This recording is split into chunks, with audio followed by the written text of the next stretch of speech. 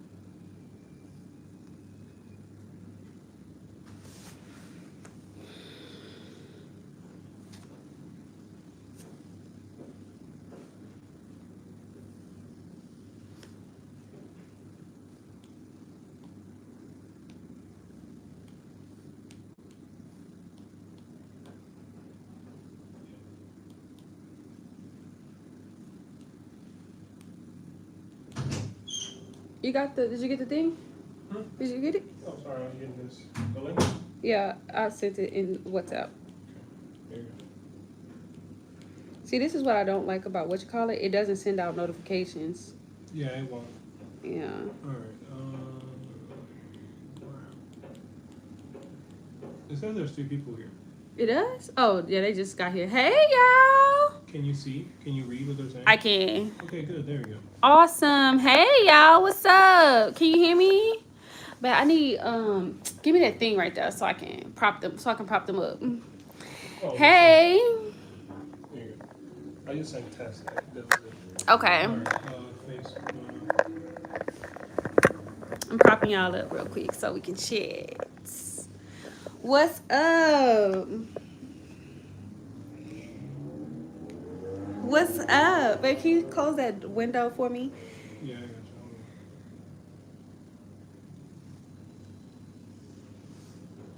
So I put it on don't hide no messages, so that's why I want you to see about spam, because I said don't hide even if it's spam, because I think sometimes it might on. be It just filtering. registers as Yeah. spam. So You want me to close that one? no, I think it'll be all right. No, I was saying the actual window, but I think it's all right. I need to be able to breathe up in here. You want me to close it a little bit? Like, Hey, there you go. I close it a little bit. what's going on, y'all? So this is going to be Frank spoilers. Okay, I need everybody to understand we are spoiling up in here. If you have not read the book, you probably got to join on another live because I am spoiling the books. I'm spoiling. We spoiling up in here today. We talking, we gabbing. I don't know how long we're gonna be on, but we gabbing. I have to sleep, but I love you. Oh, thank you. And your energy never stop filming. I watch everything you post, and I love your content. Have fun, enjoy, enjoy the color. You know I'm coloring too. Thank you so much. Go to bed, girl. Thank you so much for watching everything. I'll replay this for you, okay? Thank you. I love you guys down so much. Hey. Hey, y'all. What's up? What's up? Thank y'all for joining me. What's up? We're gonna be doing a lot more of this. I swear to y'all, we're gonna be doing a lot more of this up on here. Gabby with the chat. It's gonna be a lot more. Like I'm talking. Even if y'all can't, I don't give a damn if it's only 3 of y'all. We're gonna be up in here gabbing every week, and I'm thinking Tuesdays, cause I feel like people don't be doing nothing Tuesdays. So I'm like, Tuesday is such a good day. I feel like it's such a good, like people be choosing hump day, which is Wednesday or Saturday, but I feel like people be outside on Saturday. So I was like, what if we do it on Tuesdays? We just get up in here and we just gab about our books. I don't know what I'm gonna call it, but I'm gonna set up like a whole thing, just like Tuesdays, just like tap in Tuesday or something like that. I don't know. I don't know. We're gonna do something. We're gonna have fun. Hey. Hey y'all. What it do? I couldn't see y'all. I couldn't see y'all chats last time, but I made it so that it wouldn't filter any of the comments, because when I got off, my friend Denise, she was like, girl, she was like, people was up in there commenting and you just said we're gonna hop off. I didn't know. So now I got Pedro up in here moderating, so in case it does that weird thing where I can't see the comments. So I got him up in here letting me telling me if there's comments and I just can't see them because I couldn't see the comments last time. I like your hair. Thank you so much, girl. Thank you so much. Thank you so much. If y'all got comments or y'all want to talk about, tell me what y'all want to talk about. Just put them in the comments and I'll get to gabbing. Because right now I'm just coloring. I'm coloring. So I think that's what I'm gonna do. I'm gonna get up in here and tap in, because I think that's what I'm gonna call it. Because I'll be tapping on my little coloring book. So y'all, while I'm coloring, I'll just gab about books and stuff like that. I think that's what I'm gonna do. So the first thing I think I'm gonna talk about up in here, a lot of people, before we get into Frank's and the spoilers and stuff, can I show you how you can make an apple pen?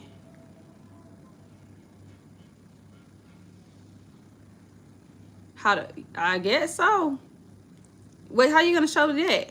I guess you were gonna email me or something. But let me tell y'all, so many people has been messaging me. When I say so many people have been messaging me about like this damn MM and like, am I switching genres and all of this, I'm just like, I'm never gonna stop. I don't know why people feel like I can't do multiple things at one time. To me, that is so weird. I don't know why people feel like I can't do several things at one time. Why do I only have to do like one thing, right?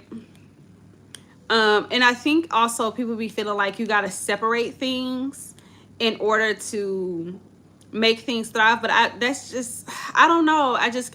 That's just never been me. That's never been my vibe, to separate my, sure, just, I guess you can write it in the comments. That's just never been my thing, to like separate my books. It's always been my my goal to write any book that I ever wrote all under one pen name, because it all connects and I feel like they all make sense. So if I separate them, it just wouldn't make sense. So no, I'm not switching genres, y'all. No, I'm not switching genres. I don't even think, like I said, I think this book will do okay because all my books do okay, and I have a lot of readers who like certain who like things outside of just IR. They'll read IR, they'll read MM, they'll read urban. They'll shit. I know some of them that even read white girls. So I'm not switching genres, y'all. Like, relax. I don't know why people feel like I'm switching genres. That is definitely not the case. That is definitely not the case. We're not switching up over here. But sometimes I just want to write something different. Sometimes I just want to write something outside the box, something outside. Well, I wouldn't even say outside the box because I feel like other authors write it too. They just write it under different pen names. So no, we're not switching genres, but we are switching it up a little bit under Rosemary. And I say, like I always say, pick it up or don't. It's not. I don't think it's gonna. Yeah, I don't think it's gonna. It shouldn't affect your reading capability under me. So, how do you go into getting into the mindset of your character? Um, that's a good question. Sometimes it takes a while for me to get into the character, into a character. I feel like in order for me to get into a character, I have to come up with the plot. And I have to solidify the plot. Once I solidify the plot and I've solidified the story and I'm like, okay, this is what this story is gonna be like. And once I have who the girl is gonna be, I feel like it's easy for me to figure out what type of personality, because it's all based on the girl's personality, the female main character's personality, or how do I put it? Whoever is the female encompassing or the bottom or the, like, they're the ones who I shape the story around. It's never around the guy usually. So once I have that storyline down, once I have the storyline down pat and I know like exactly what I want this story to be, I feel like it's so much easier for me to say, okay, this is who I want the story to be about, and this is who I feel like their partner is potentially for. I have to get the storyline all together. Yeah. It's all based on the plot for me. Because like let me give you an example. It's like, say for instance, for Cookie, I knew I wanted Cookie to explore more of her sexuality. I knew I wanted her to have more than one person. I knew I wanted her to be like I knew I wanted her to have like an FA attitude and just go into it guns blazing. I knew I wanted her to have um I knew I didn't want her to really be a deep thinker when it came to like who her partner was. It was just like, hey, anybody can get it. So it was easy for me to tap into her. But for me, the main thing was making her not scared, or making her not like have that kind of like that real world mentality where it's like, oh my god, like, are people gonna think bad about me? Like, I had to put her in a position where she was just like, I don't care. Like, this is not my real world that I live in. I'm on vacation, so I'm gonna do what I want to do. First you need a Q-tip, then you need, oh, okay, you want me to make, okay, I see what you're saying.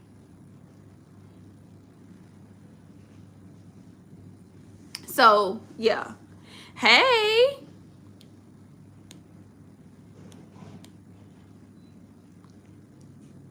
So yeah, that's how it, I don't know if that made sense, but once I get the female character down, it's pretty easy. Like for my MM, I knew I wanted him to be kind of different than what I feel like most Omega guys are. So it was, I knew I wanted him to have a stronger, more dominant kind of guy. So it's pretty easy to tap into him once I figured out, because I feel like if I don't tap into it, if I don't tap into him, that means the storyline is just not gonna hit, and I just need to move. I need to just move on.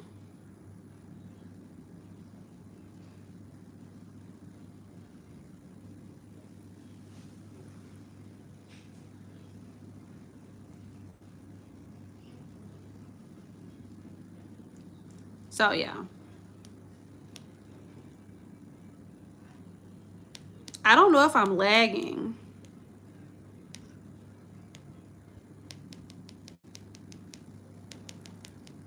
So, but yes.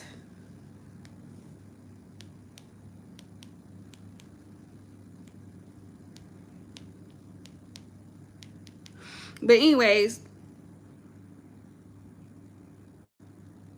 it's okay if there's only one person up in here. I'm okay with that. Shoes.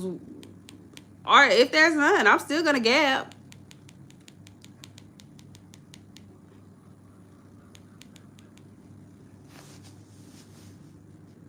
Yeah, I'm still gonna gab.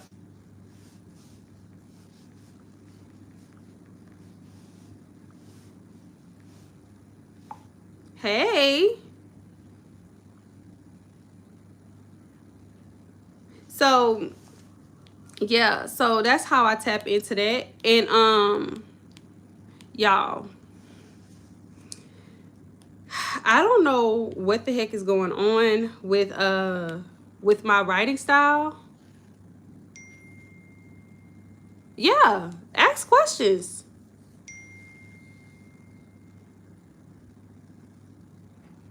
Absolutely, ask questions. Whatever you want to talk about. I want to ask what was people's favorite part, or what was the part that shocked people the most. I feel like with the angst when it came to Frank book, that was the part that like I was worried about the most, because so many people were saying that between crying, laughing, they this book was a lot for them.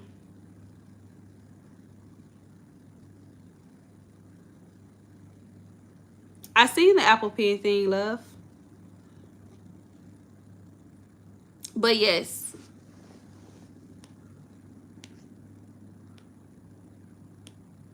Um Hold on. My husband said something. When he accused her like cheating, my jaw dropped. I was hurt. My Frank would never. Oh, when she accused him or when he accused her? Which one are you saying? Both? Yeah. I feel like people gotta understand. He wasn't in his right mind. Frank would never. Y'all gotta like. I feel like people.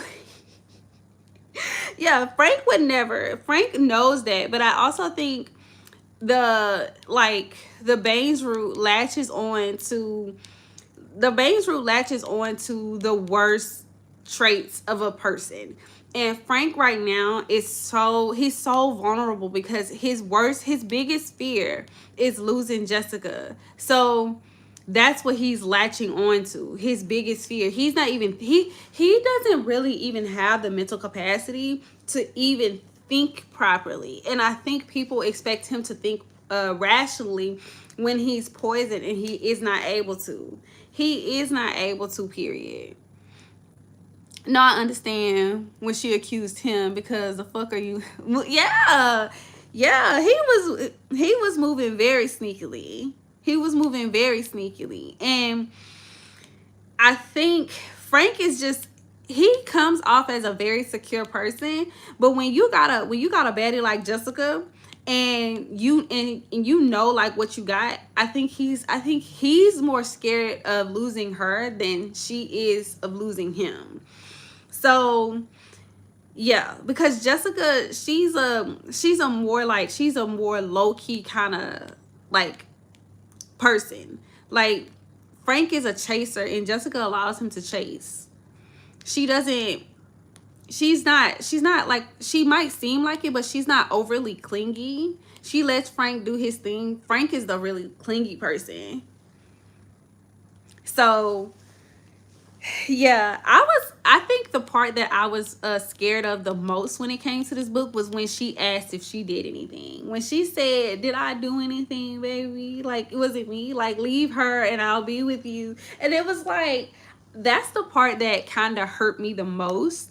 But it kind of, I understood her as an author, because I feel like we've all been there. I feel like we've all been there. What am I doing? I don't know if you spoil it, but I'm coloring. I feel like we've all, well, maybe not, but I feel like I've been there when it came to like a guy that I really liked, and it's just like I don't want to lose you, so you do irrational things and you pray that they can change. I felt like that was a very human thing that she did. I feel like nowadays in the world, people just want the girl to just walk away with no emotions, just like forget it. I'm just out the door. And I just felt like that wasn't very real. That wouldn't be very realistic. When she begged him to stay and leave the imaginary woman alone, my heart broke. No, I felt that the most because I've definitely been there. See, give me some, clock that, because I just wanted, I didn't want her to feel, I wanted her to feel authentically young. You know what I'm saying? I feel like I didn't want to put grown ass emotions on a, what, Jessica's what, 19, 20 or something like that. I didn't want to put grown ass emotions on some young girl who just found potentially the love of her life, and now she's just like, I'm a bounce. Like, I get it. We want to clap for girls who are super strong minded, and I get it, but it just didn't feel realistic because in hindsight, in real life, she's never gonna find another Frank. For real. Like, I could absolutely put another demon in her life, but she's never gonna find another Frank, just like she's never gonna find another him. So I really wanted her to think about that as a real life person, because it was like they go together real bad. And I just wanted her to think about like I wanted Wanda, like, when, I don't know, I just didn't want people to be in her ear saying like, oh, you should leave him, and he, you know, he dirty, da, da, da, da, for doing all of these things. I wanted somebody rational in her ear saying, hey, this don't seem like it is, but hey, if you was to take that cheat nigga back, like, it's all good. I still got your back. I'm still your friend. I'm not gonna judge him. I'm not gonna judge you because I've been there. But I didn't want Wanda to come off as like pushing her to do so. I just wanted her to come off as a friend that was like, hey, maybe you need to think about this a little bit more.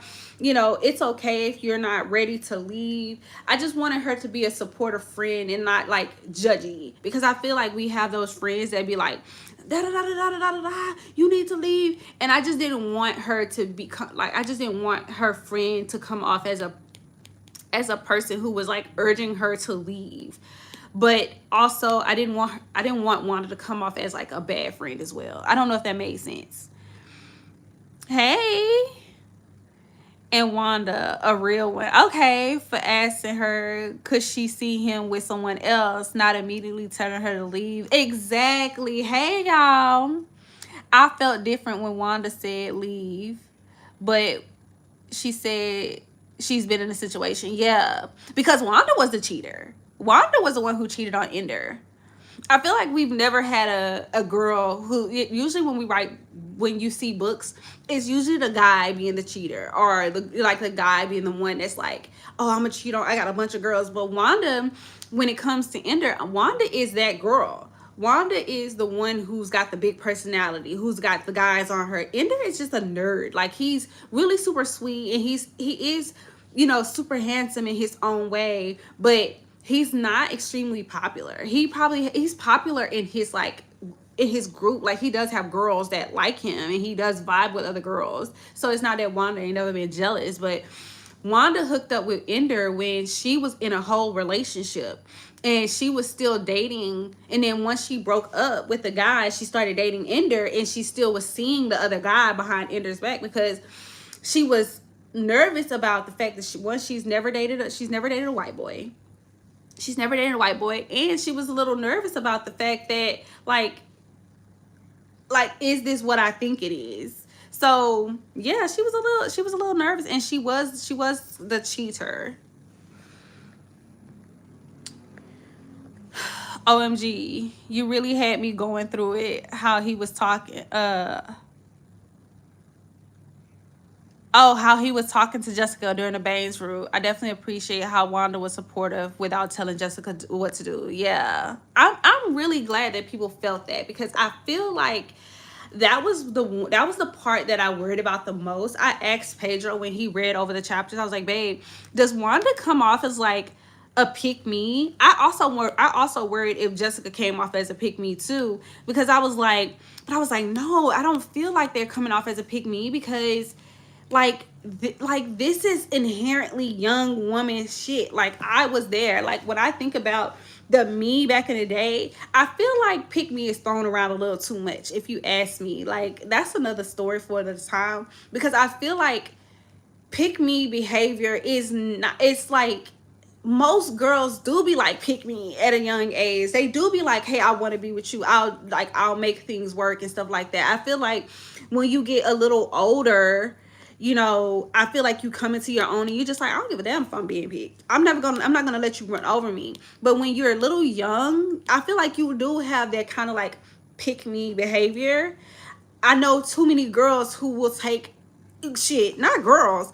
Let's talk about grown as adults. I know too many grown as adults who's had they dudes, they husbands, and da da da da, do all of this stuff, and then as long as he coming home. So I just felt like that was just inherently a real human behavior.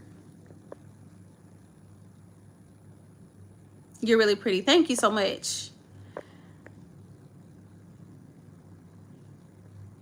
Where are my hoops from? I think the beauty store. Wanda cheated on Ender. Yes, she did. Yeah. Hey, y'all.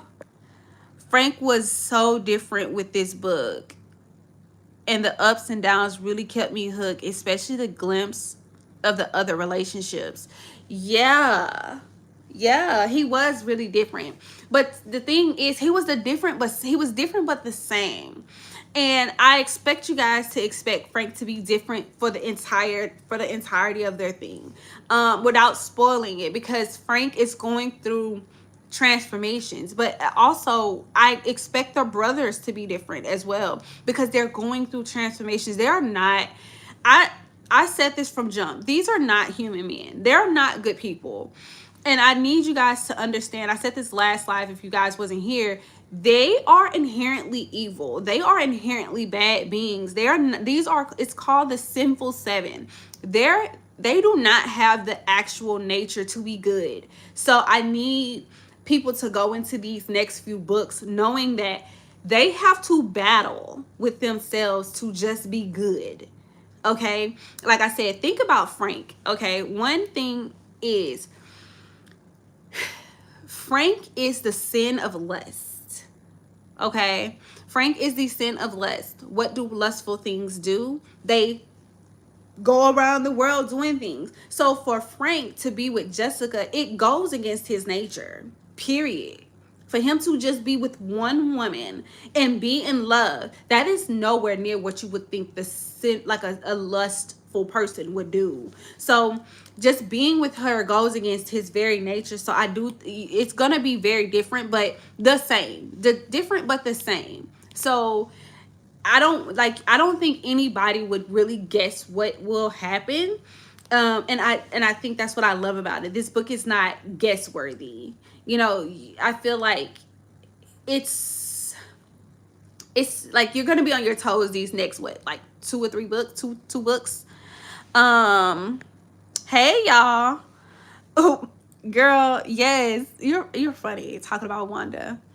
I need a Wanda and Ender book as soon as possible. I mean, when you're ready, of course. Oh, absolutely. I'm going to write Wanda and Ender's book. It's actually the book that I was excited about the most to write.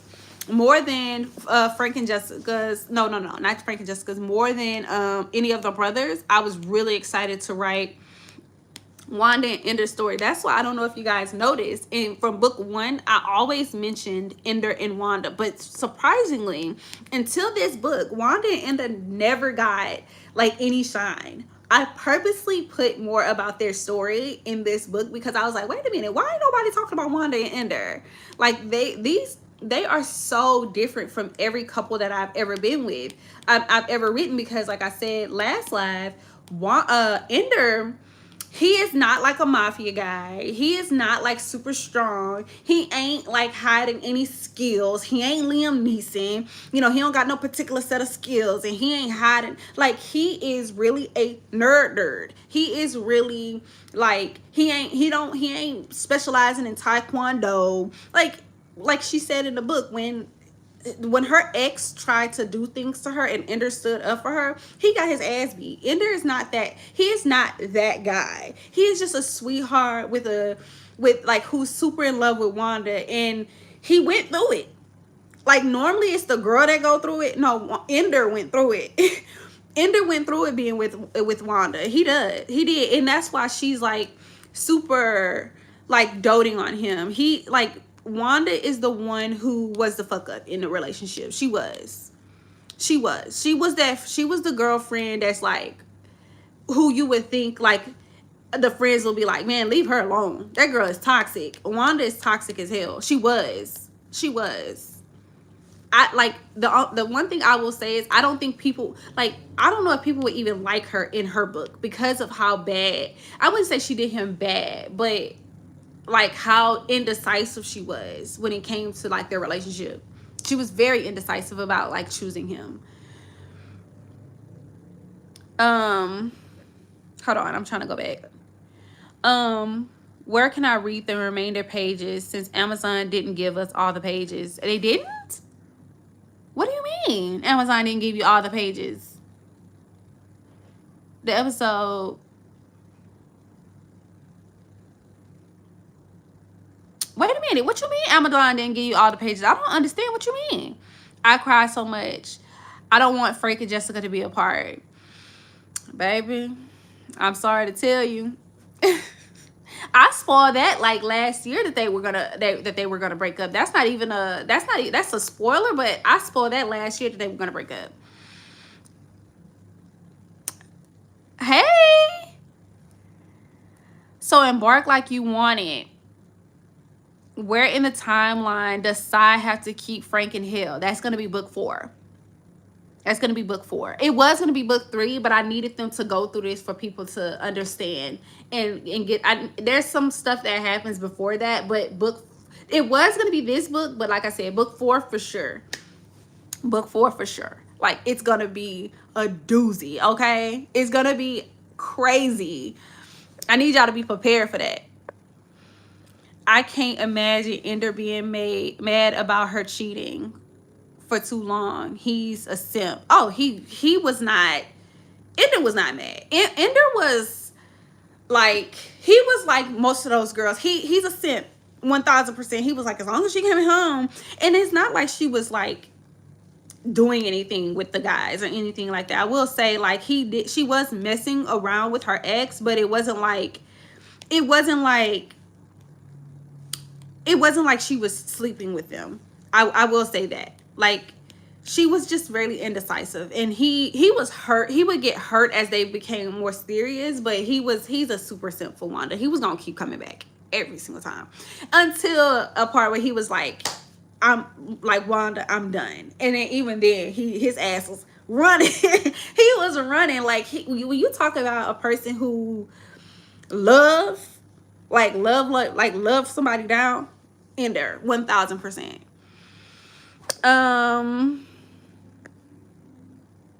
You are looking gorgeous. Thank you so much. I went out to brunch with my baby. It is 12:12 over here. My man took me out for coffee. He took me out for a coffee day, and we shared a banana nut muffin. And we talked. Like, it was so cute. Like, he came home from playing basketball yesterday, y'all, and he was like, I got some questions for you. I was like, questions? And he was like, yeah. He was like, I wrote them down. Can y'all believe my baby asked me? He asked me, I can't remember the other question, I think. But the question that stuck out in my head, it was so sweet. He asked me, did I fail you at any point in the day? I'm literally about to cry thinking about it. He asked me, he said, did I fail you at any point in the day? And I was like, what? Like, it was the cutest thing ever. Because I was talking to him about, like, romancing. In what, 14 years in? I'm about to cry. This long in our relationship, I I need to be romanced. I need you to stop treating me like a wife and treat me like a girlfriend. And that was just the sweetest thing. Okay, let me go back to the thing. I really enjoyed the different dynamics, especially because Frank is so obsessive when it comes to even when he's dying. I could definitely see Wanda putting Ender through it to be worthy of her. Oh, absolutely. I loved that even when Frank is, like you said, even when Frank is dying, he's always thinking about Jessica. Like, at no point is he not thinking about her. His, like I said, his biggest fear is losing her. So whatever the thing, I don't want to spoil it, whatever this thing that is that's eating him alive and speaking to him is playing on those things. So yeah, and Wanda put Ender through it. Okay, Amazon didn't give us all the pages. Amazon didn't give us all the pages. Is she joking about how the story didn't finish yet? I don't know, baby. I remember you said they cheated us on the pages. Yeah, because I think they did, but I don't know if they did. Oh, babe, I think there's a spammer in here. Thank you. I'm really trying to understand the timeline. Y'all, just don't even worry about the timeline. I'll put it in the book. No, please hope everything works out. When he gets out of hell. Y'all, it's a romance. Of course everything is gonna work out. I don't even want to think about when Frank gets his hands on Jessica after being hit. Girl, me and Pedro have talked about, I have had this idea in my head. Since book 1. I've had this idea in my head since book 1 about how things are gonna play out. So I just don't know what book it's gonna be in. But baby, when I tell you,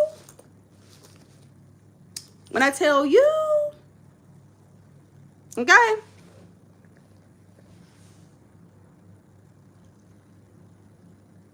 So I let it go.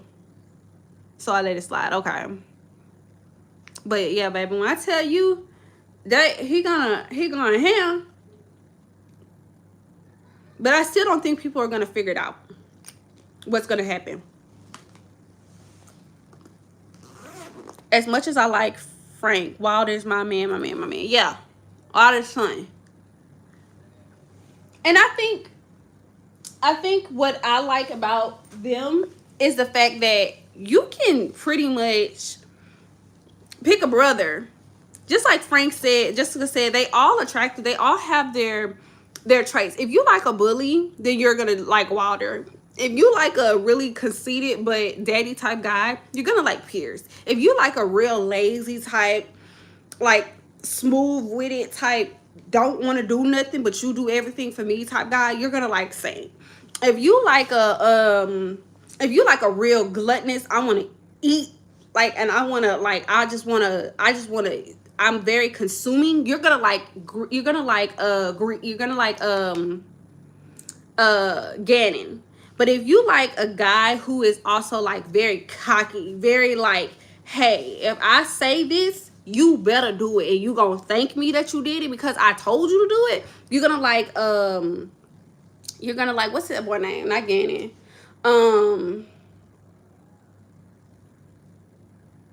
What's the brother name? I forgot. You know the other brother with the G. You're gonna like him. So they all have their very type. They all have their very kind of like different personalities. What the hell is that boy name? Let me go, because now I need to know.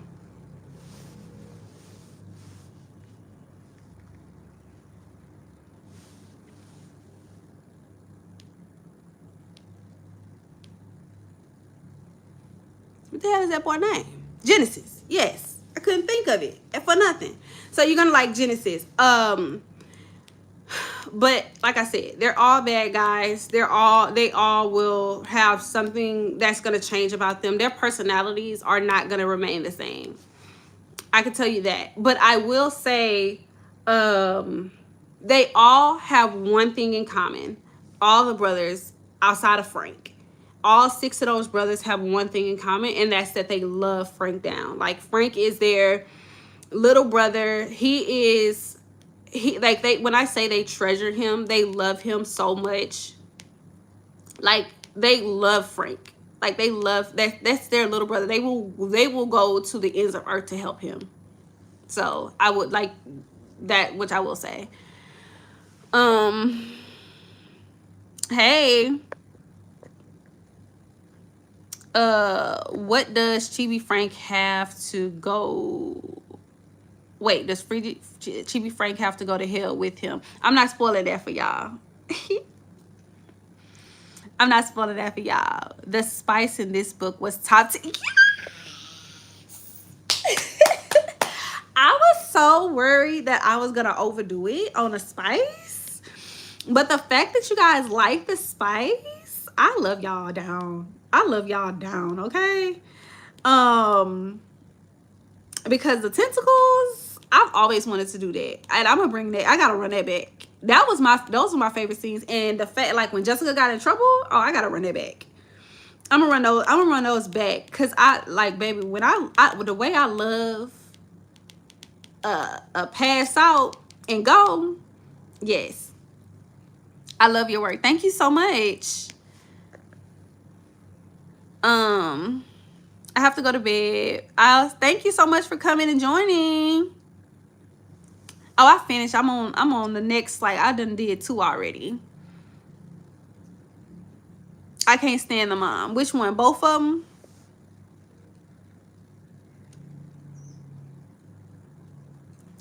You are so cute. Thank you so much. From what you said, I like Genesis. Yeah, Genesis is very kind of like, he's a cocky one. Genesis is like, he's very cocky. He is like, how do I put it? Genesis has the type of personality where you can't, like, Genesis and Pierce are and Echo is very, like, he's envy. Echo is also very kind of like cocky as well, but he has like that, he has that stalker type personality. But Genesis is very cocky. He's probably, him and Pierce are the cockiest out of the bunch. All the parents were pissing me off, period. Just be supportive, for goodness sake. Yeah. I love when she got in trouble. Me too. I love that scene. And all of them were super long. I love that scene. I had to stop and have fun with my husband and go back to finish it, period. I love your eyes and hair. Thank you. I hope you do that in future books. Which one? Frank's mom, she can go. LOL. That's funny.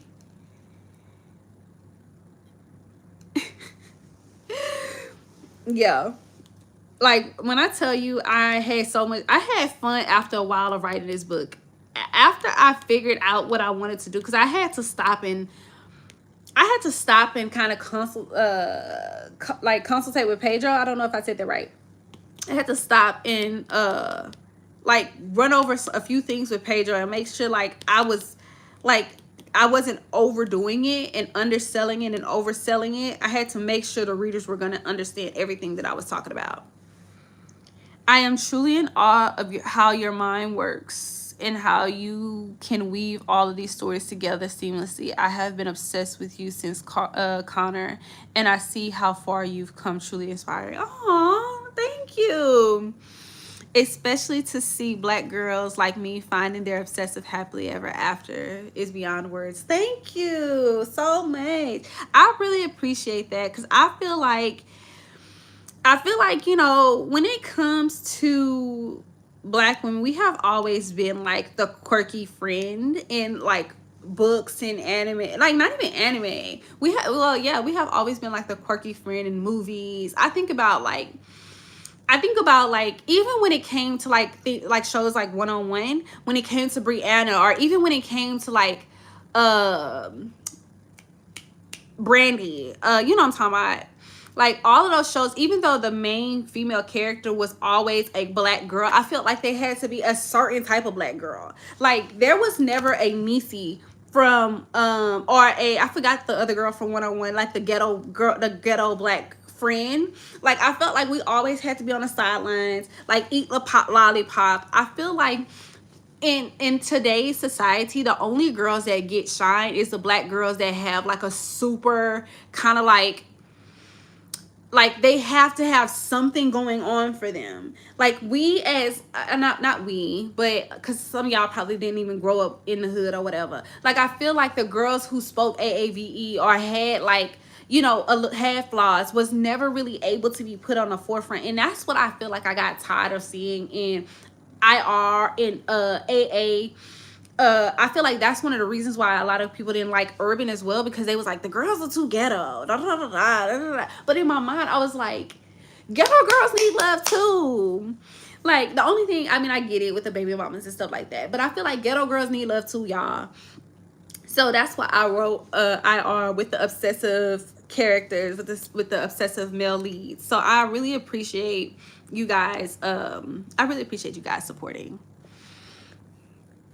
The trouble scene. I hope you have more scenes like that. Oh yeah, absolutely. Absolutely, I will. I love the girls group chat. Thank you.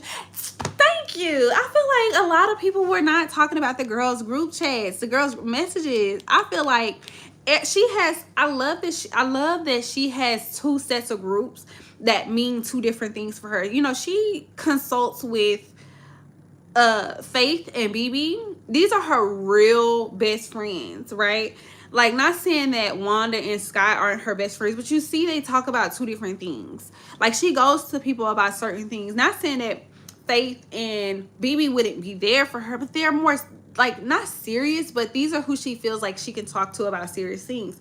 I don't think they would have told her to leave, but I think they would have gotten more defensive of her, because they are the people where they like, don't fuck with my best friend. Like Frank, like it would have been so funny to see Faith, who's just a little cotton ball, trying to come and fight. Like she would have literally tried to fight Frank. She would have literally flew, because Faith got money. Like when I talk about Faith, she got money. Like money. She ain't worried about it. Like she would have literally left California, and she would have literally been on Frank's doorstep. You might see that in book 4. She would have been on Frank's doorstep, literally trying to fight him for Jessica. So she knows, and so will BB. And BB is like really kind of like a chill. She's like a schoolgirl. She's like a pretty nerd schoolgirl. And they both kind of come from money, but Faith got that money, like money. So like Faith got estates, she got real estate, she got like, Faith got money. And her dad is like a lawyer, her mom was like high powered attorney. Like, yeah, Faith got money. So she would have dropped everything and been over there. So I feel like that's one of the reasons why Jessica didn't tell them. But if you go to Wanda and Sky, they're more like playful, more like less kind of serious. They would have talked about it in like a serious, but more kind of like, I don't know how to put it, I don't know the words, but the way they would have approached it would have been different than BB and Faith.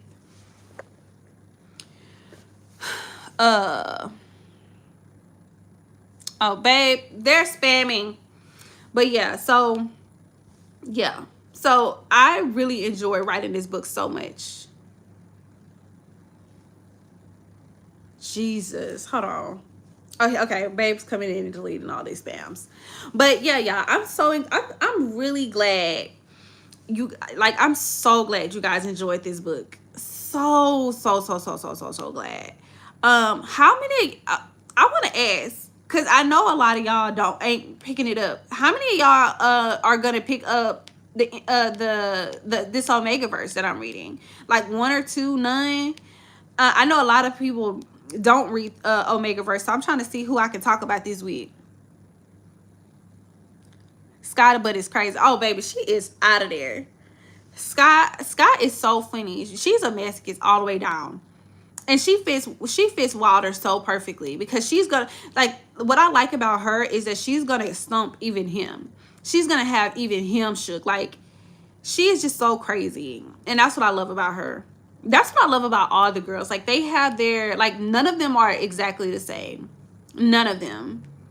That's what I like. None of them is exactly the same. You're not gonna find any one of the guys with the same exact girl. Is that the MM book? Which one?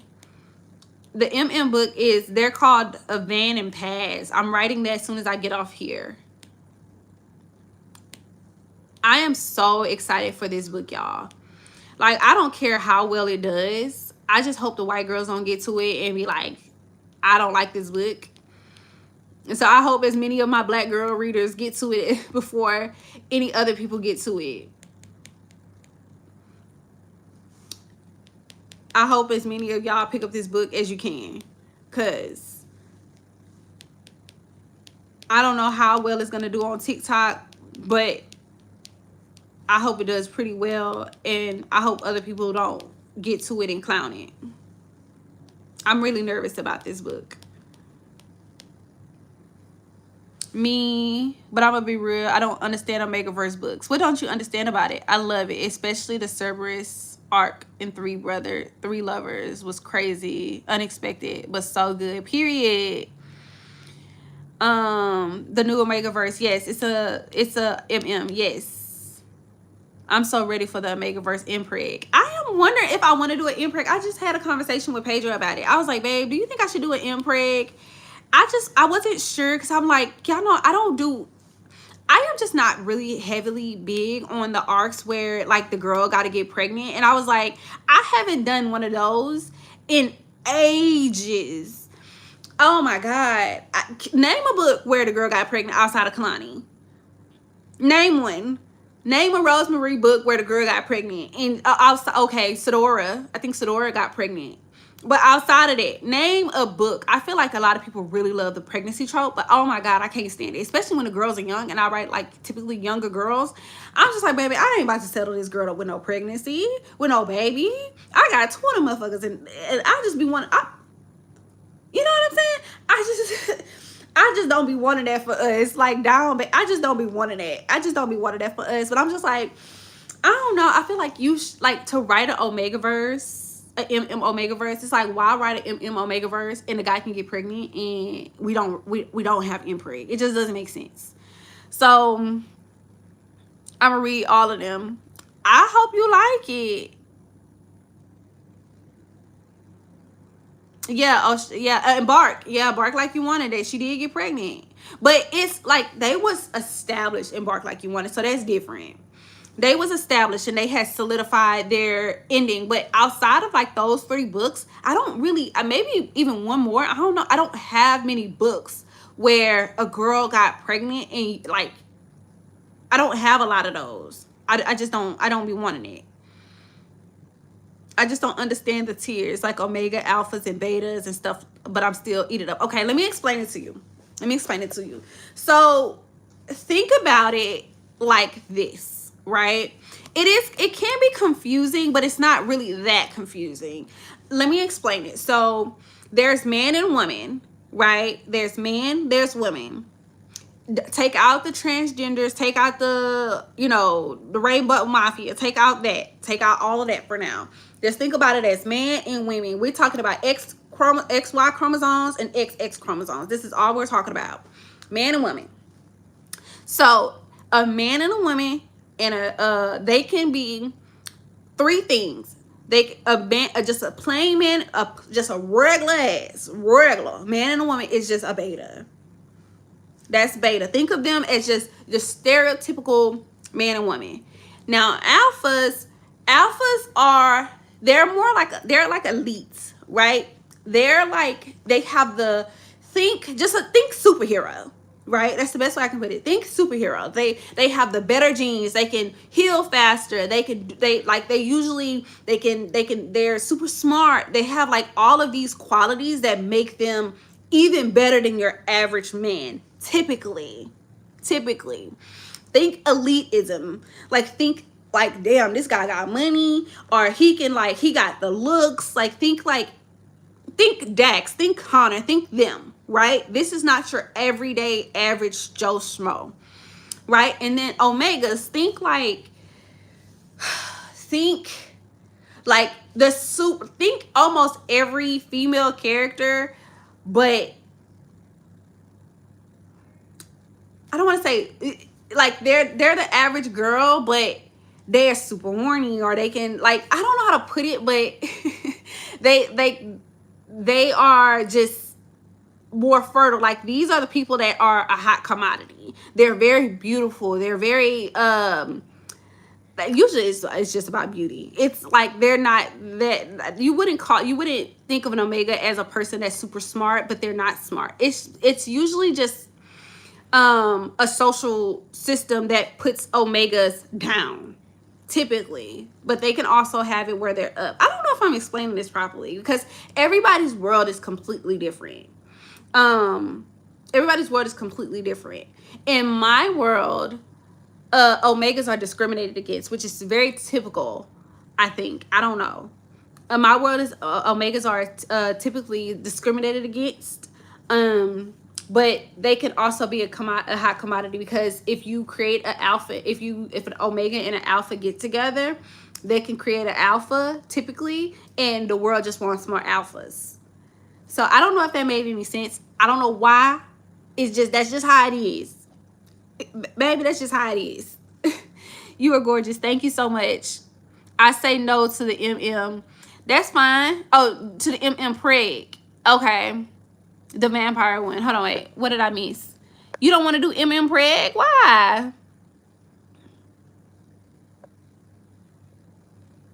You just want to read MM? You don't want to do the Preg? How I happened upon this randomly. Oh, my life? I don't want. I feel like the Omega verse really clicks with your style, so I'm excited to see where all of it goes. Me too. Me too. I feel like like, y'all know I love me down some Supernatural. And I just love something that a lot of people ain't doing. A lot of black women ain't doing. I love to be ahead of the curve. I love to be ahead of the curve, baby. Hey, Kay Janae.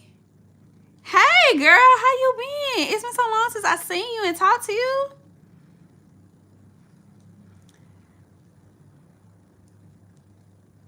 That does help. Okay, what usually if you confused, did you read Emerald? Emerald has like a social construct of it. So, but what I'll do is after this live, maybe tomorrow I will go in and I will do a live, like I will do a video explaining what an Omega verse is, because it's just it can be very difficult, but it's also not difficult. Just think, I don't think it has to make sense. Just think, you don't think vampires make sense, right? They just are. You don't think werewolves make sense. They just are. I say just follow it, girl. I feel like after a while, after you've read enough, you'll slowly but surely start to understand it. Also, again, it also depends on everybody's world, because everybody's world is not the same. Everybody's world is not the same.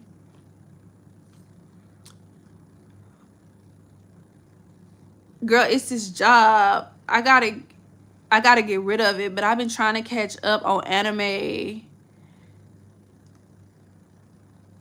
for the girl.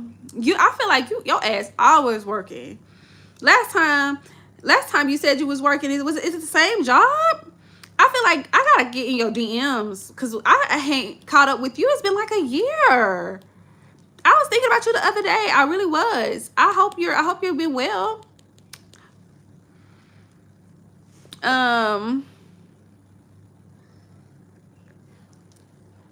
Will there be a heat in this book? Absolutely.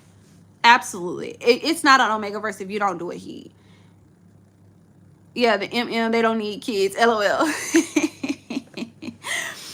I feel like I'm not sure yet. I feel like that'd be the best part, is the fact that a man could get pregnant. I don't be wanting to have kids in books, y'all. I just don't. But I feel like it'll be so good. Let me show y'all. Did I show y'all the cover? I redid it. I redid it, and it's so good. Let me show y'all. I redid it, and it's so good. Let me turn the cup. Let me turn this around. Let me set that up. Okay, hold on. It looks so good. Hold on.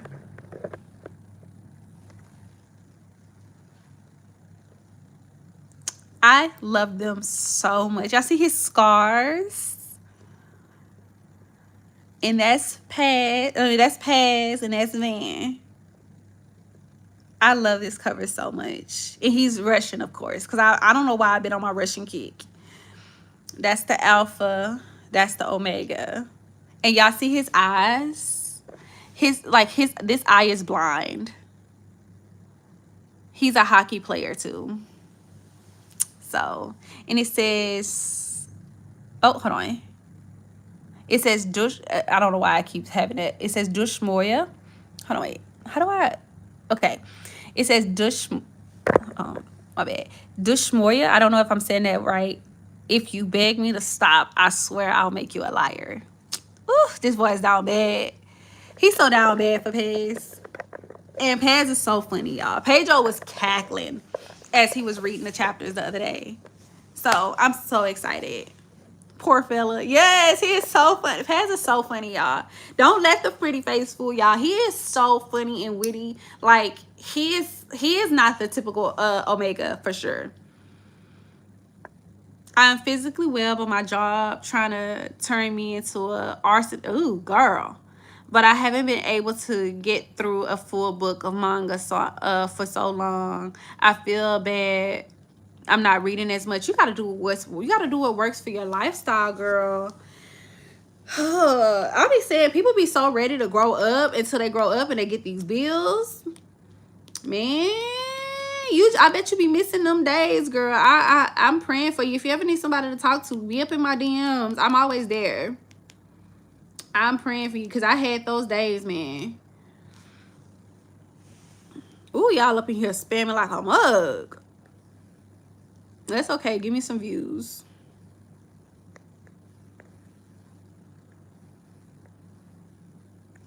I definitely love more of the visuals throughout your books. Do you do all of these yourself with AI or outsource? I do all of them myself with AI.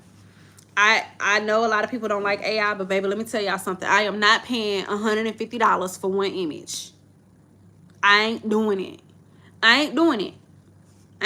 I've tried, and then when you outsource, most of these people, if they're not using AI, no, I'm not paying $150, but I do all of them myself. I don't outsource. Every single one of my images, I do all of them myself. I do my covers myself.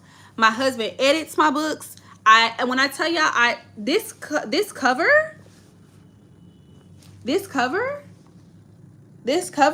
it took me damn near a week to do. I've had so many different reiterations and stuff like that. It took me so long to do. I do everything myself.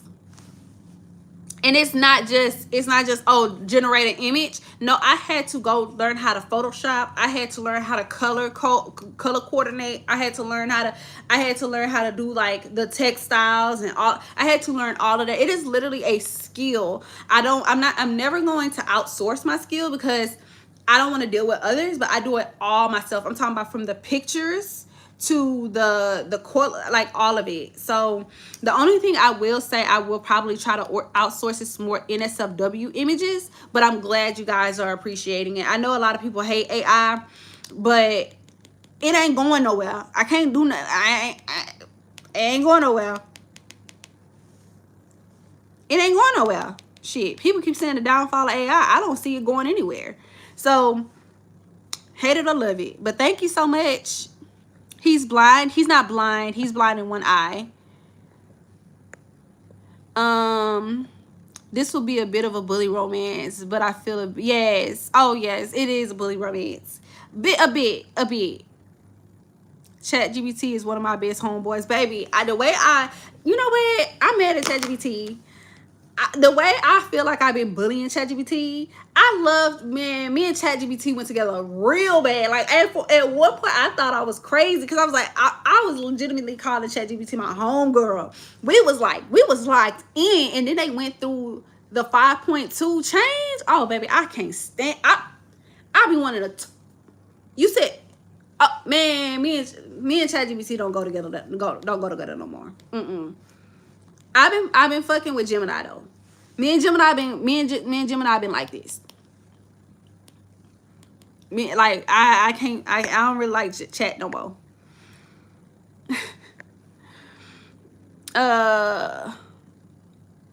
Oh, you asked, well, I think I read that one already. Will this be a bit of a bully romance? I love a bit of bullying. I'm not gonna hold you. Yes, it is a bully. He's a obsessive bully. Put it like that. He's an obsessive bully. When you put people on your cover, how does that work? What do you mean? What do you mean how does that work? I don't understand. It's 2026. Any plans for this year? What do you mean? Like books? Yeah. Or I don't know what you mean. Well, any plans for this year? I got a lot of plans for this year. Might as well use it exactly. And there's a lot of people that's like arguing with it now. I'm just like, it ain't going nowhere. Like, pack it up. Pack it up, y'all. Like, you can be mad all you want. It ain't going nowhere. I keep saying I ain't no activist. I keep saying I am not a damn activist. I am not about to be fighting these billion-dollar, trillion-dollar corporations. I am just a girl. And people be so mad at that. Because I am not... Baby, please. I ain't fighting nobody for nothing. Okay? Because it's not going to make no difference. I'm going to vote. I'm going to get out there and vote. But I ain't about to be fighting with these people. Shit. For the O'Shea books, are they AI too? Connor too? No, Connor is not AI. Connor is actually a real person. Connor is actually a real person. His name is Andre. Random side note. But it seems like you and your family are thriving outside of the U.S. Hoping, girl, when I tell y'all we are thriving in the most abundant way, it has changed my life in the best way possible. Like, I never thought that I could have what I have now. Like, I never thought I could have this. I was just telling Pedro on our date today, I was like, babe, we're in freaking Malaysia in a coffee shop on a brunch date with our children upstairs with a beautiful surrounding. We just went shopping out of nowhere and nothing's wrong. Like, nothing's on fire. There's no, like, we don't have, because we're not constantly like listening to the news. We're not constantly like, we be a little bit tapped into America, but we don't be tapped in like that, because every time I'm tapped in, it's something bad happening. So to not have nothing bad happening and you just wake up feeling like good and just go about your day, it's so refreshing, y'all. I'm just like, this is what America should have been. Like, I don't know if I can say make America great again. Like, not like what they talking about, like, but going back to the 90s where we could just go outside and just the kids could just play. I feel like I miss the 90s. I miss the old school times. I don't know how many y'all, some of y'all weren't even born in the 90s, so y'all don't even know what it was like. If y'all, I know some of us are, y'all don't even know what it was like to have your mama say go outside and don't come home until the street lights come on. You don't know what it's like to go up the street and just like, we had a time. I just miss though. I wish my kids could experience that type of America. Well, we didn't have to wear, like, not saying none of this stuff was around, but I feel like the trafficking and all of that stuff was not as bad as it is today. Like, we was outside, y'all. We had a good time. And I just feel like my kids can go downstairs to the 6th floor to the park And I'm not worrying. I feel like I would have never done that in America. Because I felt like I was always worried if they was going to get in a fight, somebody was going to pick on them, or they was going to get shot. I don't have to worry about that. It just, oh, I don't know if I can even say that on live. I just feel so good out here. It just feels so good, and I really wish everybody can experience it. And then the inexpensiveness, like we went to, let me see if I can pull it up for y'all. We went to a movie theater where they actually had Zootopia 2 playing, and I'm gonna pull it up and see if I can pull it up. Okay, here it goes. Hold on, look at this. We went to a movie theater. They had Zootopia 2, and they actually have a playroom in the movie theater for kids.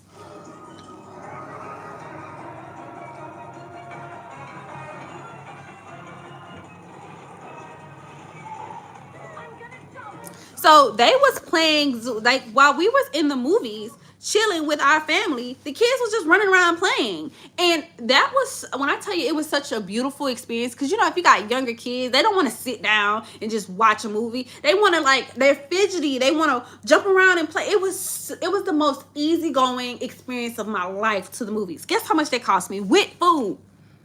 $50. And that's including tax. $50. And it was 4 of us. $50 with the 4 of us, eating food, drinks, popcorn. $50 all together, the entire experience. I asked any person that I sent that to, I was like, how much y'all think this would have cost us in America? They was like $200,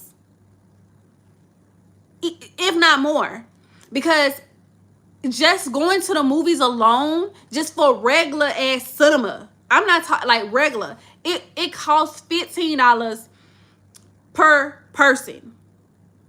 When we went during matinee was like $8-9. I remember once upon a time matinee was like $3, $4, $5.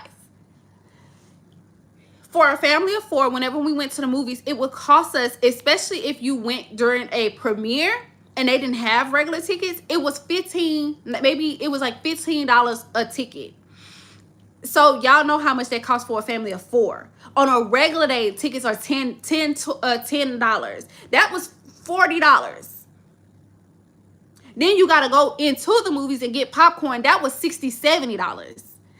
Just doing the most basic things. And I was just like, here we can actually go out and experience and eat, and just, we can have those random days where we're like, come on, man, let's go to brunch. Me and Pedro went to brunch. We took the kids to brunch, and we got 3 burgers. Pedro got a Wagyu burger, mind you. And I'm gonna read y'all comments. Pedro got a Wagyu burger. And this is an upscale restaurant. Pedro got a Wagyu. Y'all know how much Wagyu costs. I don't know if I'm saying that right. Me and Kiana got a delicious burger with fries. Junie got fish and chips, and let me see if I got a picture of it. It cost us all together, I think it cost us like $40 for that entire meal. I think I got a picture of it. Let me see if I can find it. Maybe not. I don't know. But I don't know if I got a picture. No, I don't think I got a picture. Dang. I thought I had a picture. But then him and I went to lunch the other day. We got this. This was only $15.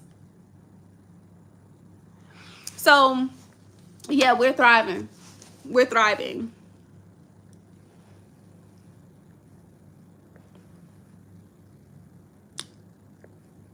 I'm going back and reading the comments. Somebody said I use ChatGPT. I use AI for our Christmas photos. We look good. We look fire. Y'all are too funny.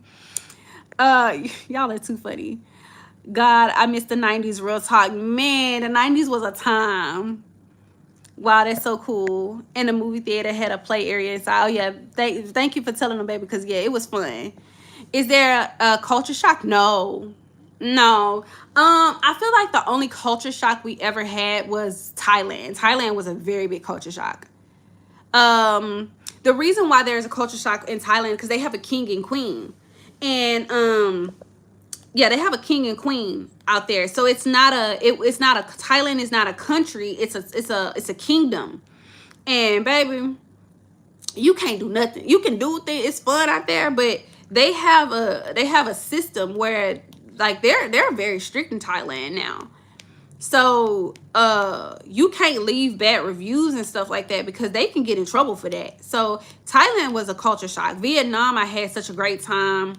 Mexico was fun, but I feel like there's too much construction going on, and they be price gouging like a motherfucker in Mexico. I feel like Mexico, if you're going to the touristy areas, be prepared to pay a lot of money. Mexico is not cheap. Mexico is not cheap.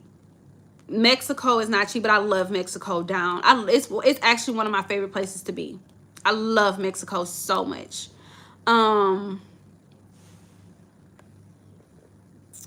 OMG, just saying, I wouldn't mind a relocation. Love. Any other tips, best practices on how you moved? We know you're super busy though. Would you like me to do a video on it, or would you just want me to say it here? I feel like the best practices when it comes to moving is, the one thing I will say is get your finances in order.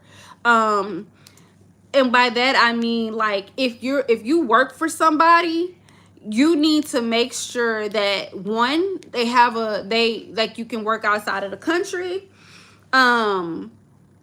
or they, yeah, that you can work outside of the country, or they have like a system. Or if you are working for yourself, be mindful of your finances, because just because you move outside of the country does not mean that your finances, whatever you got going on in the States, are gone. We had to give up our car. You know, we have to do a storage, and you have to take into, like, also you still have to pay taxes in the States as well. Like, America is not one of those countries that just because you are out of the country you don't pay taxes. It's one of the only countries, not the only, but one of the only countries in the world that even if you're not located in the States, you still have to pay the taxes of the money that you make to the States. So last year, we taxes is expensive. I will say that. Also, the biggest thing that we spend money on is food. You gotta know what type of food you like. You gotta know what type of area you like. Do not go on YouTube and follow a bunch of content creators that is just gabbing about how great it is to live outside of the country. Do not do that. You gonna get your feelings hurt when you get to that country. A lot of people are talking about Thailand. Man, when I tell you Thailand ain't what they saying it is, the ghetto. And I'm gonna be real honest with you. Thailand is not what they say it is. Do not go to Thailand. Well, no, I'm not saying do not go to Thailand. Do not believe what they're saying.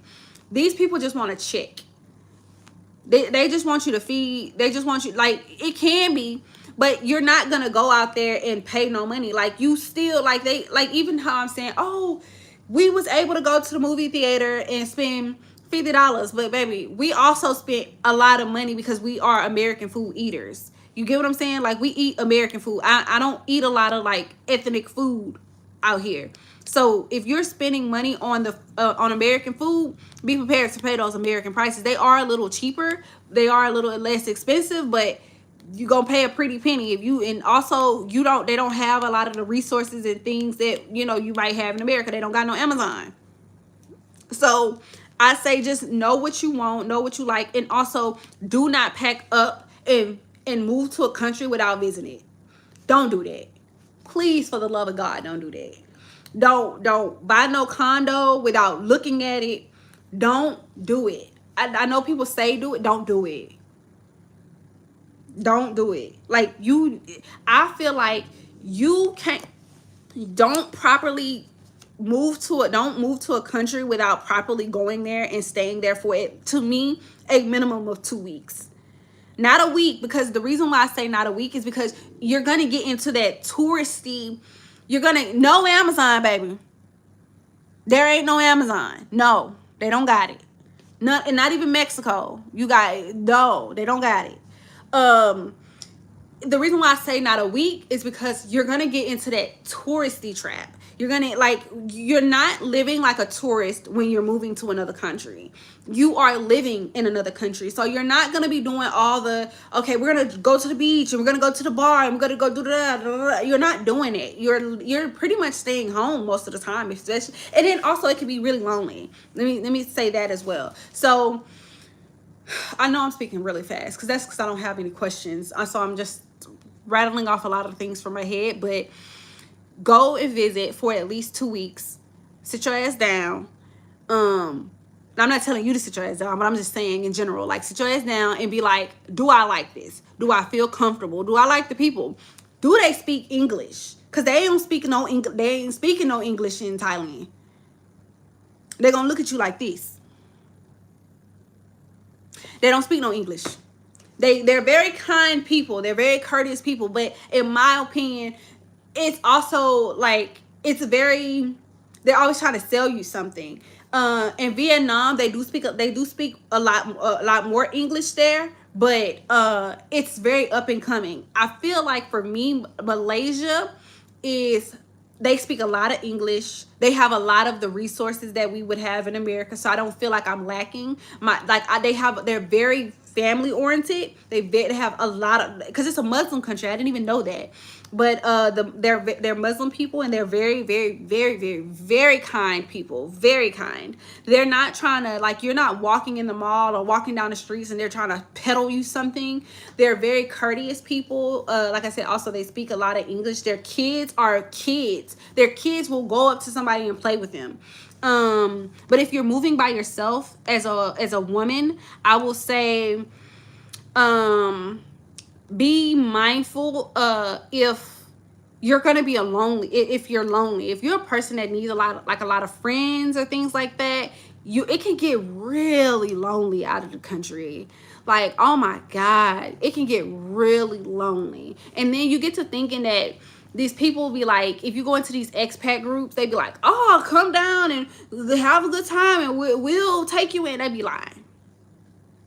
Y'all, the black people down here, the black people outside of the country, when you talk about elitism, they are not nice. They are not nice. They are not nice.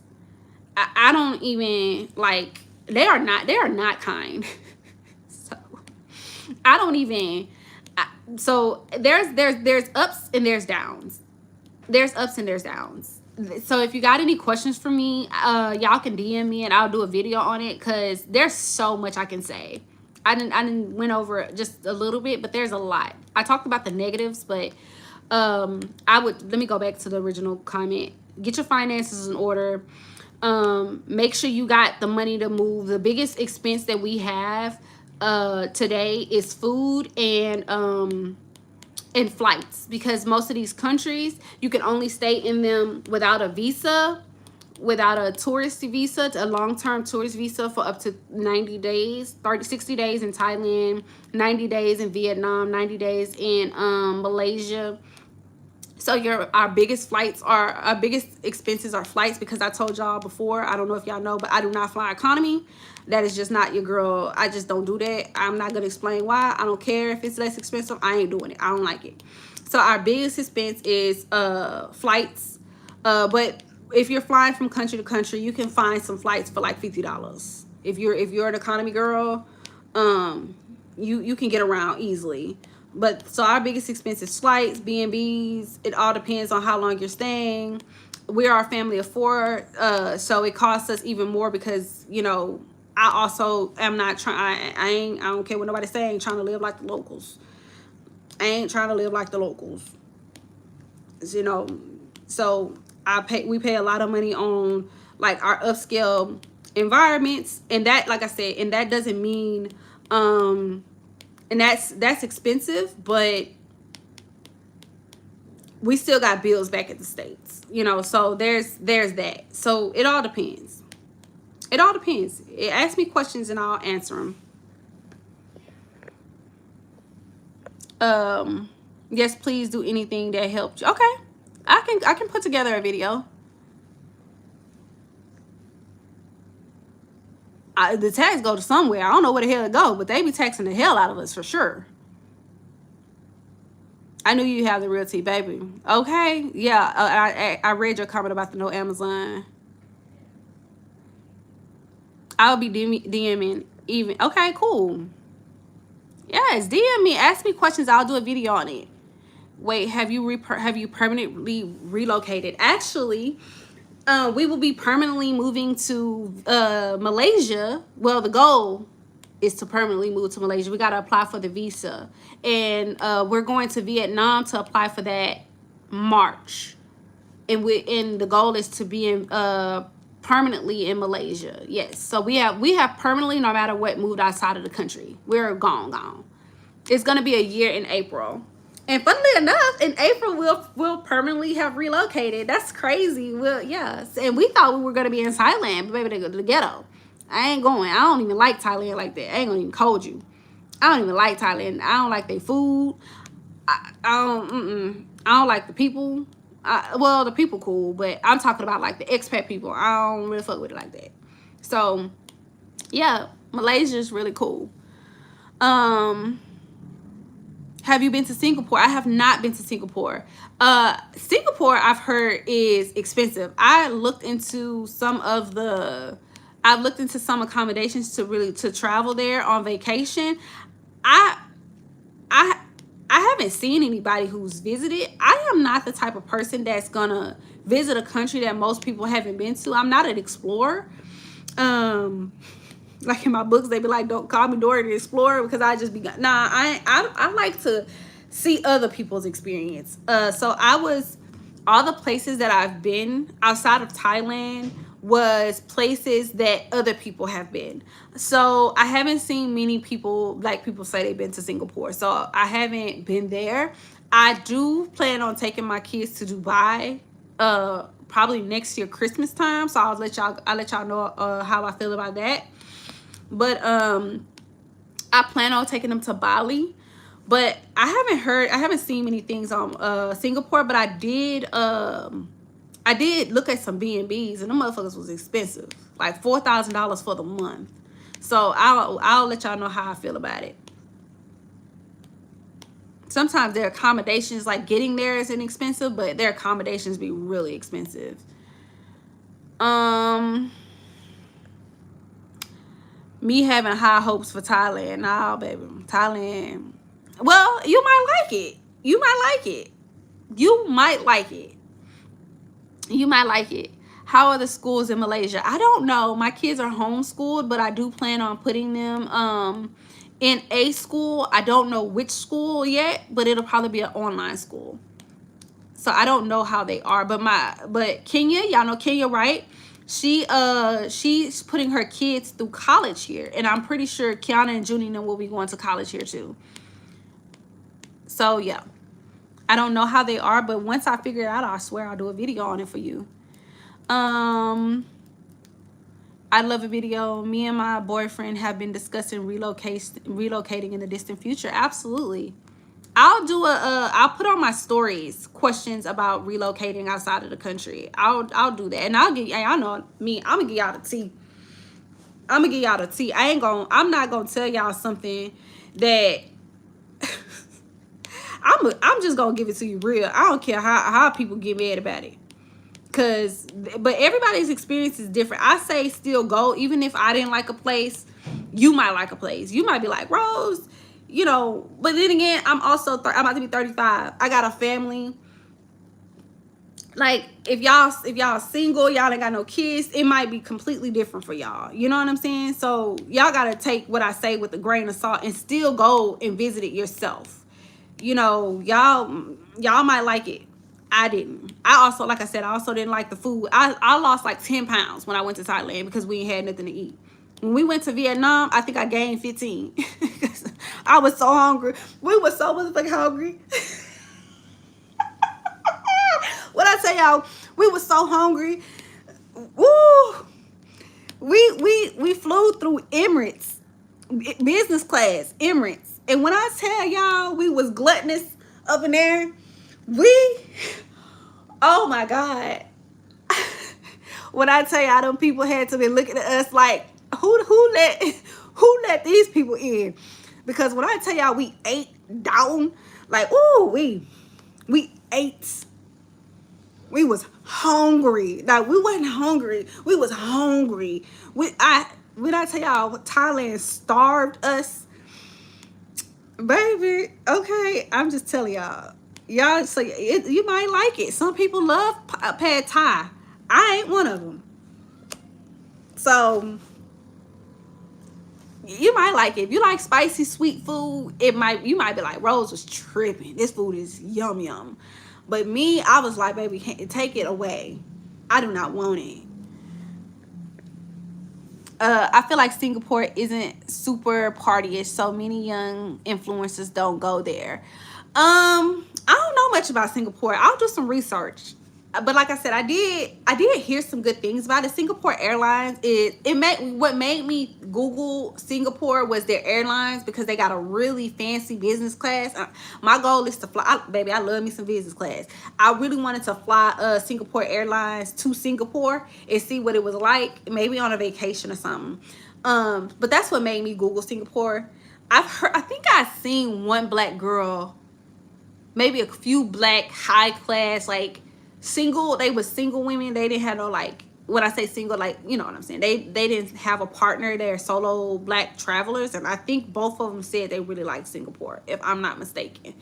So maybe I've heard some really great things and bad things about Italy, but I think from what I've heard, it's a really great place for families. So I feel like it's up and down. It all depends on what your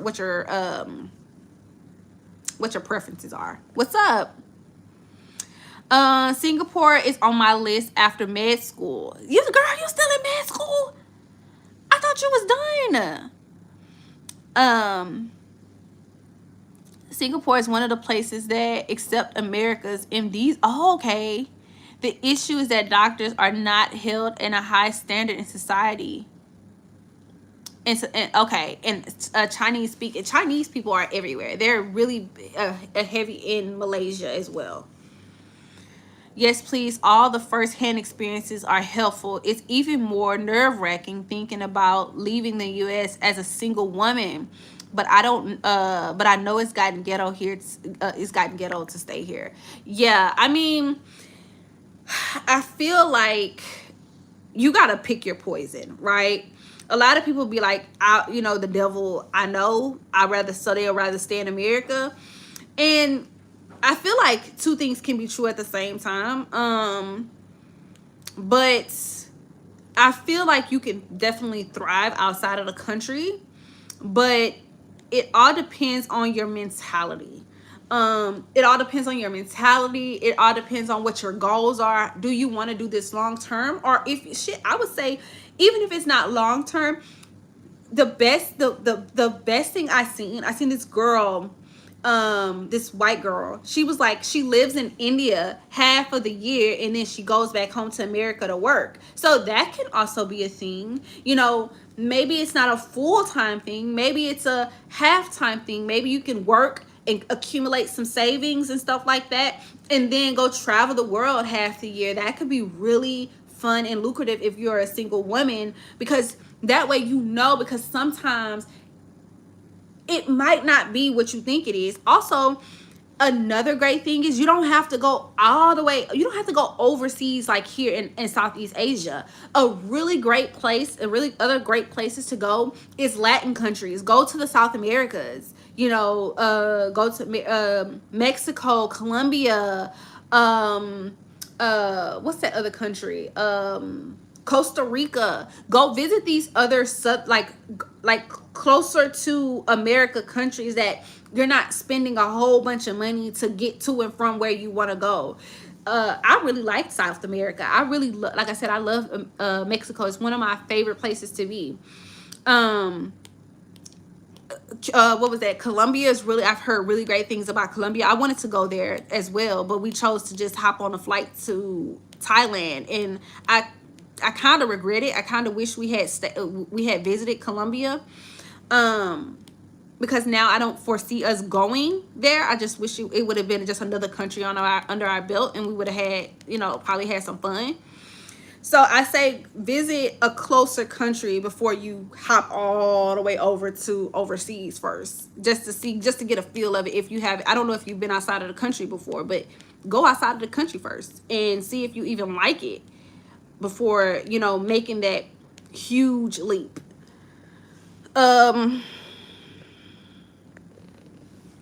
What do you want to pay for? Hold on, wait. Why do you want to pay for business? Is it people who want to flex? What? Oh, I think somebody's spamming, baby. I think somebody's spamming. Rose, I ain't never got into med school. Don't rub it in. What? What do you mean you ain't never got into med school? I am so sure. We gotta catch up. We gotta catch up, KJ, because I didn't know that. I swear, I thought you did. I thought you was in already. Or were you taking your undergrad? Okay. We just got all the way off topic. I just started gabbing about like real life, but I will absolutely do more videos on it. I love talking about it. I think it is an experience that everybody should have. I think America robbed living outside of the country. I think they robbed that of us. I believe everybody should have a passport. Everybody should have a passport. It should be a requirement, just like you get your ID. If you don't do nothing else, baby, get your passport. Get your passport and visit the closer countries around you. Do your research. Google black women, and the best thing you could do is Google black women in Mexico, black women in solo traveling in Colombia, black women solo, no matter what, even if you're a family, still Google black women solo traveling. Most black women are super honest. Don't do the families. Like, I have a family. Don't do the families. Do black women solo traveling. They are super honest, super brutally honest about, like, because I feel like they have a different reality than I do. I have a man following me everywhere. Like, I don't go nowhere without Pedro, so I have a guard dog. In most of these countries, treat men differently than they would treat a woman. So I don't have to, like, be on my guard. So I say, Google black women solo traveling. That's the easiest way to figure things out. You will figure, when I tell you, they will be honest with you, and they be like, hey, they didn't like me over there. I had the worst experience over there. Especially if you're looking for partners. If you're trying to be not a passport bro, but if you also want to look for partners, it all depends on, if you're looking for men to date. Some of these countries are very Eurocentric. So if you're not looking for a man, and if you're not looking for companionship, there's also that to consider as well. Some of these, like Thailand, I highly doubt you're gonna find somebody over there. Highly doubt. Because you talking about hookers. You ain't gonna find nobody in Thailand. But you will probably in these other Latin countries. In Malaysia, my friend, she's gotten more than a couple of dates, and she's an older woman. So it all depends on what your goals and what aligns with your wants and needs and stuff like that.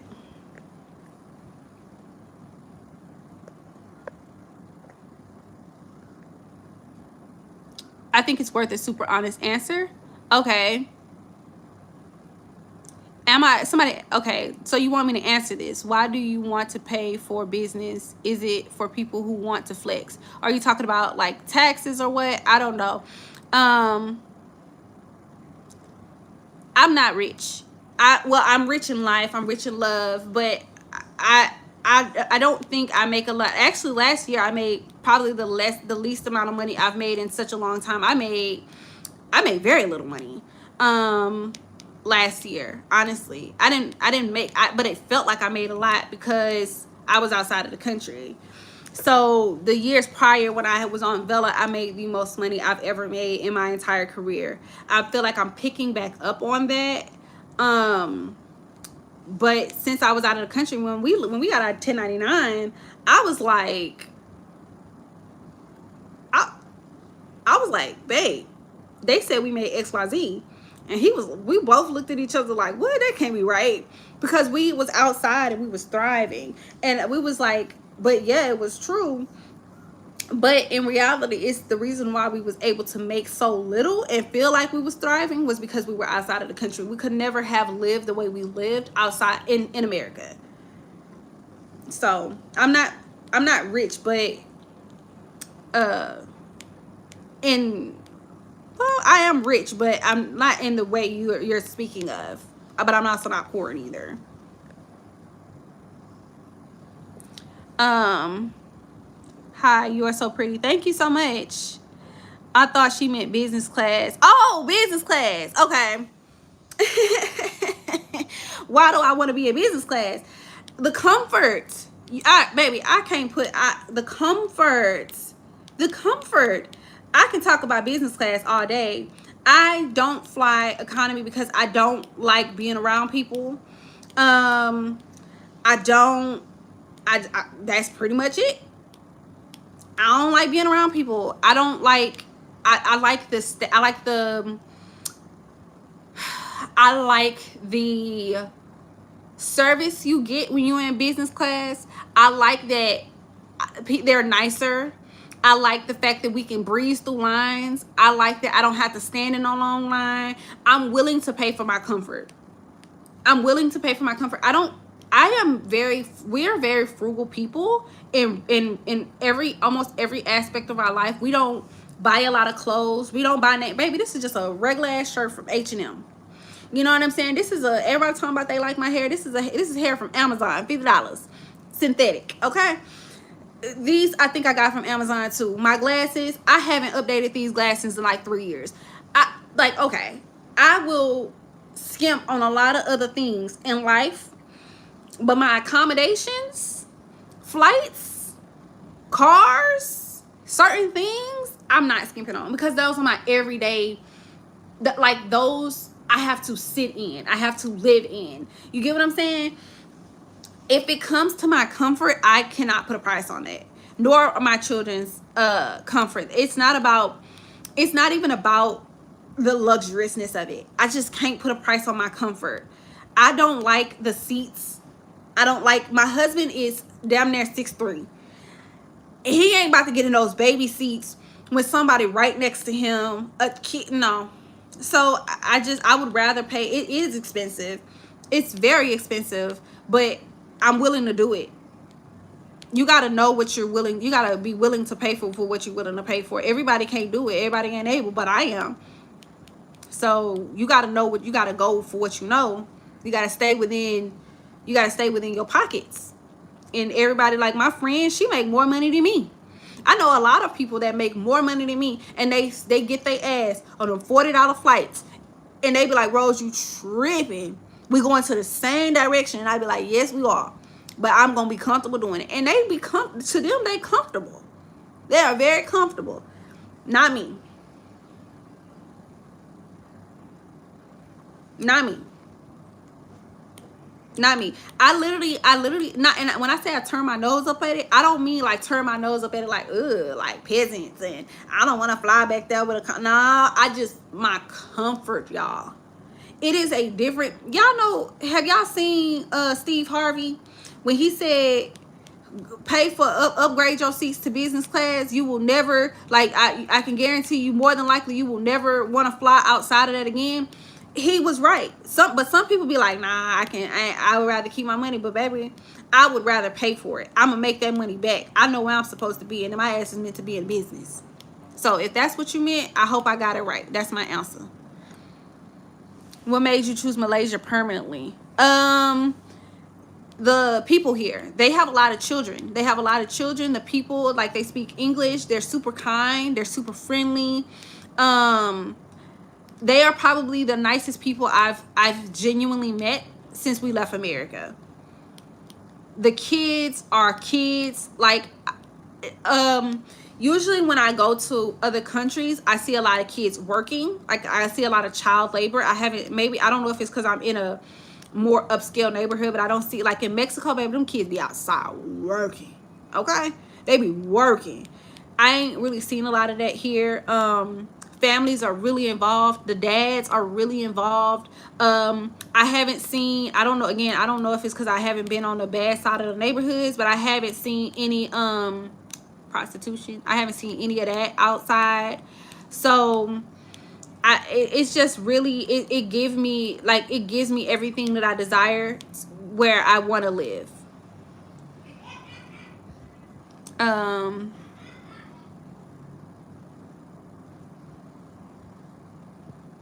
In that face that God gave you, priceless. Oh, thank you.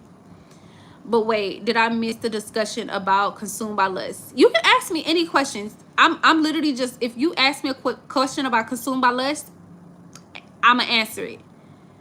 I get it. I hate getting sick after flying, and I know what it's like being close to those bodies, baby. Please, okay? Okay?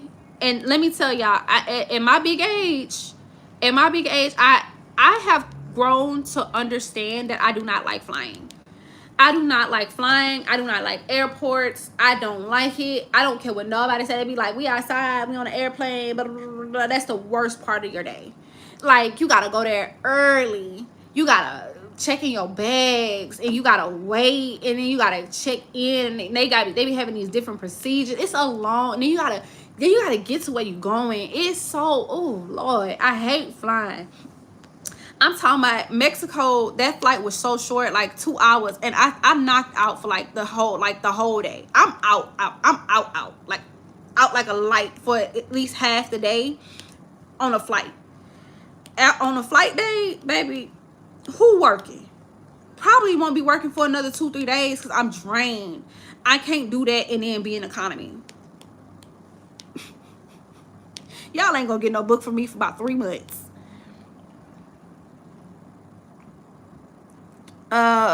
What sins come after lust? I'm probably going to do either Wilder or Gannon. Probably Gannon. I think that's the sin I'm gonna do. I think Gannon is gluttony, so I think I'm gonna do that, or Pierce. It all depends on how they come to me. I'm not 1000% sure, because I say Gannon because he's the one that's speaking to me the most. Or so the ones that are speaking to me the most are the ones I debuted in this book. Pierce, Gannon, they all speaking to me, honestly. I got the taglines, but the ones that are the most speaking to me is Gannon, Wilder, and Saint, and Pierce. Yeah. So it all depends on which one, as I go, which one is going to be like, okay, girl, I'm ready. It all depends. It changes. It changes. It changes. So I don't know which one exactly. Is Josh Gates coming back? Yes, he will. Yes, he will. Yes, he will. He will come back. I need to figure out when. Yeah, I haven't been in the mood to write any contemporary books lately. So that's one of the reasons why I haven't written him. I'm really in my supernatural bag. So, but when I get back in the mood to write contemporary and regular ass romance, I'll bring them back. I feel like I'm getting now. Economy be draining people's energy, baby. And them people is mean. The people is mean. They be And I don't like sitting next to people. Don't touch me. Don't look at me. In business class, them people be minding their business. They might give you a like they might be like, nah, I ain't even had nobody question why we there. They just been minding their business. I haven't had a bad business class experience yet. Maybe one. I don't know. But I haven't had a bad economy experience either. I just don't. Them people are meaner. I swear, them people are meaner. They're not as nice. I swear.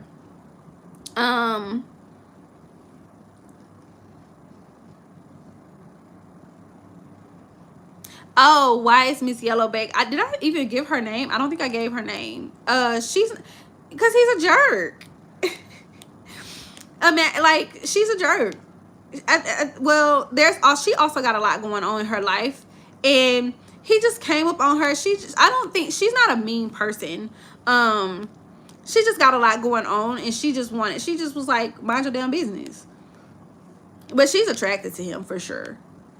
She's attracted to him, but she's one of those people that ain't got time for like, she just don't have time for like a men. Like, think about it in the book when she said, like, when it was like she's losing, they was getting ready to lose the bakery. He was going there to tell her to get her ass out of the bakery. He was there going there. He was like bully them, but he happened to just like be consumed by her.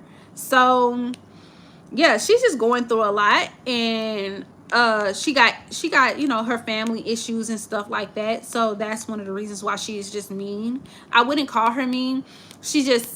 But she just got a lot going on, and she doesn't have time to entertain the BS. I do wonder if Chibi Frank is getting weaker, more volatile with Big Frank. To be honest, I'm avoiding finishing Consume to make it last longer. Oh, he's not getting more volatile with him. He's actually becoming more loving towards Frank, because before, in the original, Frank and Chibi Frank didn't get along. In the second book, they didn't get along. Let me put my charger on. They didn't get along. In this book, they bonded actually over Jessica. So Frank wouldn't, in the second book, Frank wouldn't have cared if anything happened to Chibi Frank. But Frank and Chibi Frank they actually have bonded a lot more over Jessica. So yeah. He's not getting more volatile. He's just able to, because Chibi Frank used to be scared of Frank, the Big Frank. But now I think he's just becoming more confident in the fact that I love him as me. Does that make sense? Not love him like I guess, I don't know if it's weird, but in just like, he loves himself. Before, Chibi Frank is literally Big Frank. He doesn't, like, they were so consumed with Jessica, they didn't have time to worry about anything else. So they're learning to just all three of them be together. So, oh, this one's so cute. I hate to say, but Jessica kind of pissed me off, because why didn't she offer to go to hell? I mean, I would have offered. I know Frank was hiding how he was, but dang, I haven't finished it. If you haven't finished it, you gotta wait. You gotta get to the end in order to have that opinion. You gotta get to the ending to have that opinion. Yeah, she hasn't finished. Can Jessica go to hell? You gotta wait to book 4 to see. You gotta wait till book 4 to see if she can or she can't. I don't want to spoil it.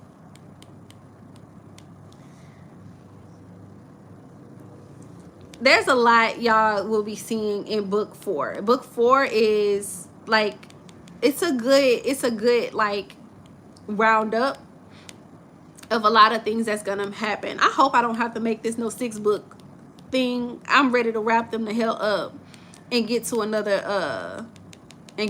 book. No, book 4 is coming out this year in May, I think. In May. How long has she been? I don't want to repeat any questions. Oh, how long? Ask, even if you repeat any questions, it's fine. Ask whatever. I've been live for almost 2 hours. You can repeat any questions. It doesn't matter. Ask whatever you want to ask, and I'll answer it.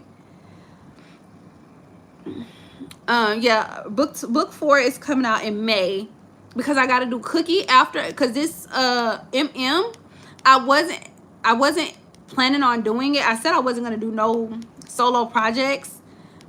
I was just going to drop this on Discord. I wasn't going to sell this on Amazon, but it's seeming like it's going to be longer than I thought. So this is going to slightly just slightly push Cookie back, but Cookie should still come in February. And then after that, I don't know if I'm gonna do Rain. Y'all see my what you call that? Did y'all see my what do you call that dang on book? Hey, my Urban. I know a lot of y'all don't read Urban, but I'm gonna be doing a Urban. I'm sorry, hold on. I gotta find the cover. So here it is. Uh-oh, where did it go? So this was, here it goes. My Urban. I don't know if I'm gonna still do. Hold on, wait. I don't know if I'm gonna still do it. I don't know, but we'll see.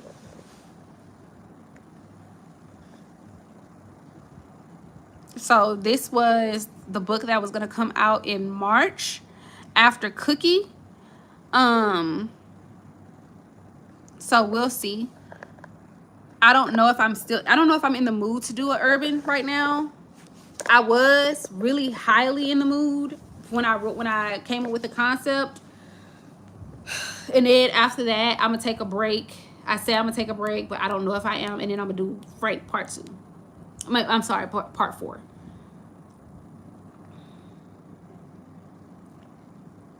The way I held my breath. When? Did I miss something? Frank will forever be my favorite. I just love my husband. Yes, I love him. He's so sweet, y'all. All of them are really good partners to their girls. Will Queen Bee be published this year? I highly doubt it. Honestly, I highly doubt it. Only because it's a contemporary romance, and I'm just not really feeling contemporary romance. I was talking to Pedro about this what was this, yesterday. I was like, you know what, the reason why I feel like so many people like Connor, and I know this is about Queen Bee, so follow me here.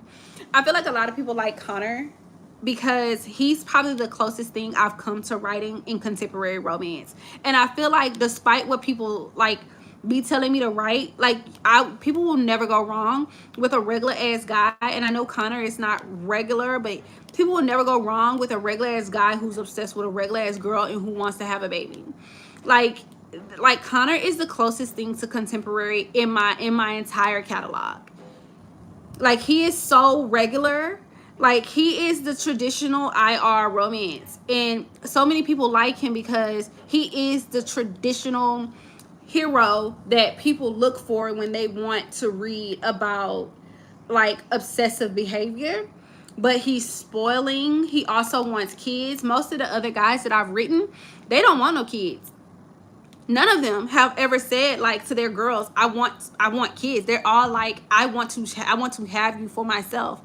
But Connor is like that one guy that was like, oh, I want to have kids with you, like have my babies, you misses this, misses that. Most of them, and he's also not a bully.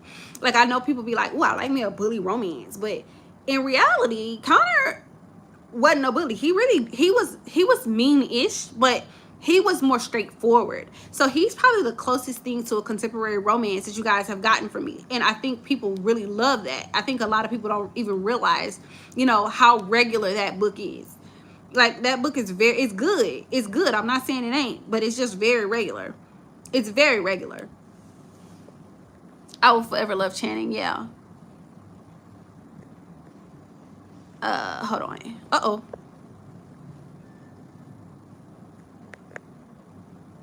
Yay, it's a May, period. Is another reincarnation book coming this year?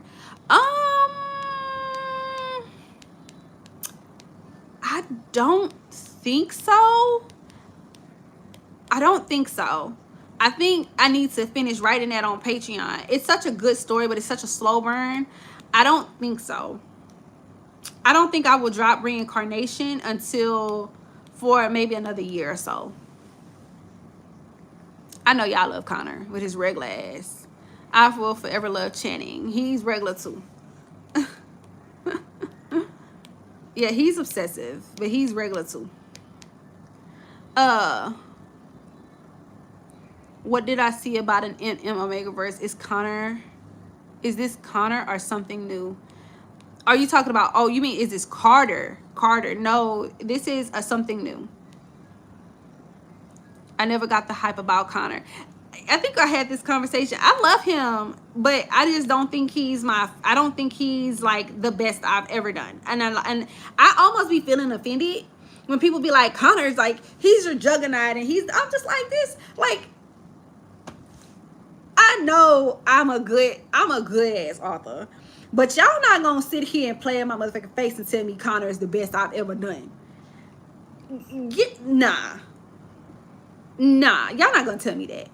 Y'all not gonna tell me that. Like, I get it, but then I also don't.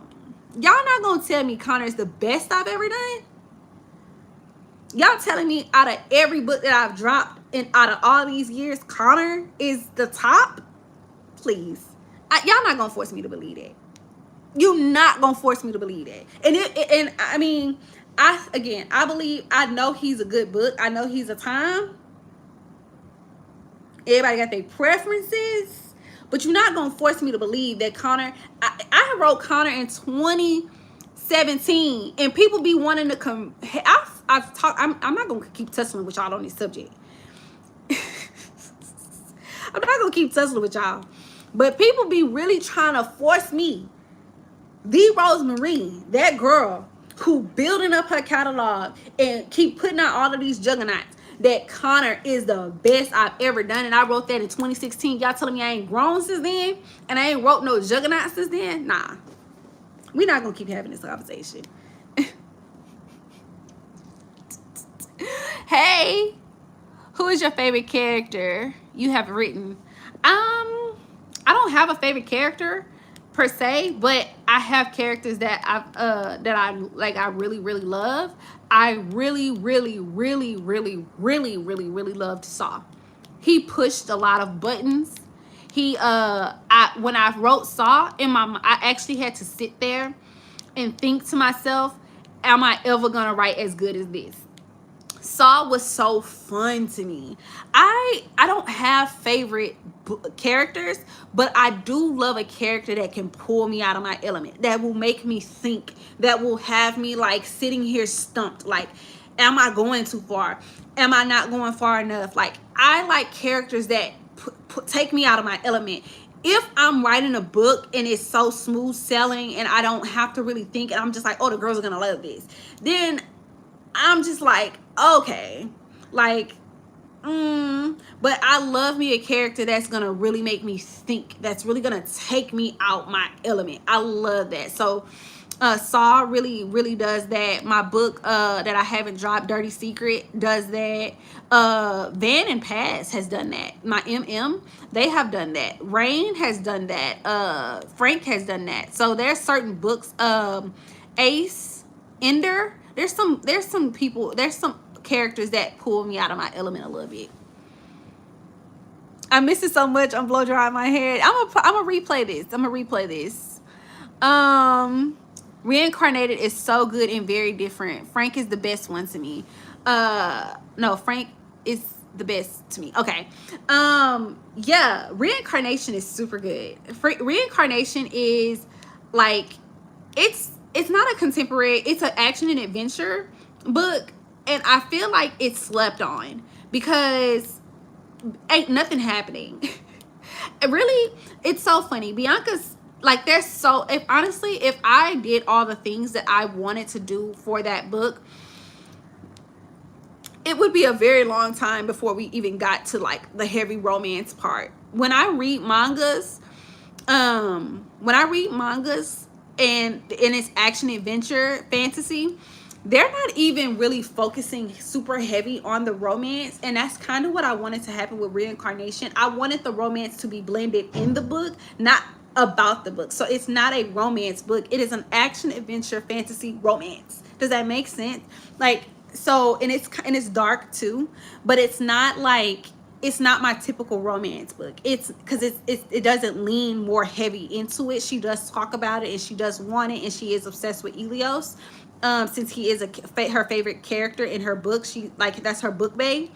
but it's not like what the book is about. And I think it's so different. I don't think there's any books out there like that. And I think it's just super interesting how I'm weaving her together. It's literally a manga, and I love that for me, and I love that for y'all too. um I understand you may not like contemporary, but you're really good at it. I can't speak for others, but I'm interested in Queen Bee because I have friends like the female main character. It's not that I don't like contemporary. It's more so I feel like contemporary is super regular. I've spoken about this. I spoke about this in my last live. No, I didn't. No, I didn't. I don't think I did. Maybe I did. I don't know. But I do like contemporary romance. I am very good at it because even with my contemporary romance, it's very different, right? But the problem that I have with contemporary romance is that the shit can be replicated. I hate books that can be replicated. I feel like Connor was like it was so good, but people were able to take that blueprint and just put it towards another book and replicate the fuck out of it. And that's what bothered me about contemporary. People will take something and they will put their own spin on it, and I don't like that. I like supernatural because ain't nobody really writing like me in supernatural, so I can have my own lane. I do not like to be like people. I do not like to I really love to stand out. I don't know if that's my personality or if just the fact that I'm cocky like that, but I really love to stand out. I really love to be in my own lane. So I don't like when my books are put together with others in the same kind of like bracket. I don't like that. I don't know. I just love to be different. And if everybody's doing something, I will literally hop on. It's like I'm not a bandwagoner. I don't like to do things exactly the same, even though right now, like reverse harem is popping. Everybody loves reverse harem, but for me, I'm just like, if I'm gonna do reverse harem, I'm gonna do reverse harem with a twist. Y'all gonna get a girl up in here, and she gonna be able to swap. She gonna be able to swap genders, and she gonna have boobs. It's like, and she an alpha, and she like, there's certain things up in it, like, and I'm talking about Nadia. That's a spoiler. So like, there's certain things that I love about contemporary, but I just also don't like the regularness of it. So it's not that I don't like the genre, it's just it's so regular. And Queen Being the Killer, I think it's a really great book. I think the one reason why I have yet to finish writing it is because people are already so harsh on her. They're like, she needs to step her game up, she needs to do more things, and she da da da da da da da. And I'm just like, y'all don't really mean that. Y'all just want to hate this girl so much. If she, like, they said she's so petty, they want her to like go into his house and do all of these things, and I'm just like, y'all already don't like this girl when she's flipping coffee out of his hand. Y'all looking at her sideways, like, y'all like, come on, be for real. I don't know. I just feel like it's frustrating to write different characters when it comes to the female main character, because everybody expects the female main character to have this sort of kind of like nice girl personality. And Queen Bee, she's a cocky girl. She's very cocky, and she's very but she's also super sweet. And she's not, and I keep telling people, she's not a bully by nature. So she's not gonna immediately be thinking, oh, I need to sneak in this motherfucker house and I need to do all this. She's not gonna be thinking that, y'all. Like, give a girl time to build her pettiness up. Like, right now, she just wants to make this boy think about her. And people is already saying like, oh, I'm already side-eyeing her, she being so mean, she da da da da. I'm like, this dude is a whole killer. Come on, be for real. Sometimes I get really protective of my characters, and it's not that I don't want people to not like them. It's just, it be annoying. It be really annoying because they don't want to give the story time to grow. That's why I haven't really focused on too much on the Queen Being the Killer. Yes, Saul was a good read. By far one of your best works, period. And I agree. Saul was so good as well. Yeah, Connor was my intro into you. He's one of my favorites, but I love a good fleshed out male main character. Yeah. Connor is definitely good. I'm not saying he's not, but I still don't think he's definitely good. I just don't think he's my best. That's how I felt about the I Got Drunk series. Very adventurous with spice and love added. Yeah. Makes a lot of sense. Okay. I hate that because the way you've written her is so real, right? That's right. You are not like any other author, any other in the game. Period. And I know I'm not. And I purposely do that. I purposely make myself stay in my lane. I do the worst work when I try to get in somebody else's lane. I have stepped into Rosemary so hard this year. Like the amount of people who have told me I will not read I only read XYZ, the way that would have shaken me 3 years ago, I would have just been like, I ain't gonna write it, I ain't gonna do it. They want, like, people, like, say for instance with you and Queen Bee. If you would have told me, oh, if like Queen Bee gets a lot of reads and stuff, I would have stuck with that. I would have stuck with whatever people wanted me to read, wanted me to write, even if it made me unhappy. But now I am more so leaning into what makes me happy. And even if it don't make me a whole bunch of money, it's made me happy. It's made me enjoy writing again. And I would much rather enjoy writing again instead of making a bunch of money. I can make a little bit of money, and thrive and be happy and keep my love and my creativity for writing, versus to making a lot of money and writing shit that don't even make me extremely excited. Because honestly, I could have kept writing Irish Dawn. I literally could have kept writing Irish Dawn. I tried to. And I would, man, when I tell y'all, I'm 1000% sure if I had kept writing Connor and them, I would definitely be at the height of my career and upwards if I had just kept doing the O'Shea's and I just kept writing Irish guys. If I had just kept going and kept going and kept going and it kept going, because the demand is there. People, I don't know what it is about Irish people, but baby, when I tell you they're gonna eat, I could have just kept doing it. But in my soul, I don't know what it was. In my soul, it was like, nah, Rose, you gotta you gotta drop this for now. You can't do it. You don't want to do it. Something ain't sitting right with your spirit. Let this ride, like, let this wave go. And that's what I had to do. So even though I'm not making as much money as I could be making, I'm happy. And that's where I would rather be. Damn, baby, a lot of people is spamming. I had so many dreams. I can write a novel. And I'm over here picking up the remote and turned on anime instead. Yeah, writing is not easy. A lot of people believe, and this is not to sound really cocky or anything like that, because y'all know that I am cocky. I have learned to step in my cockiness, but I don't mean, but I'm never not humble, right? Writing is extremely difficult.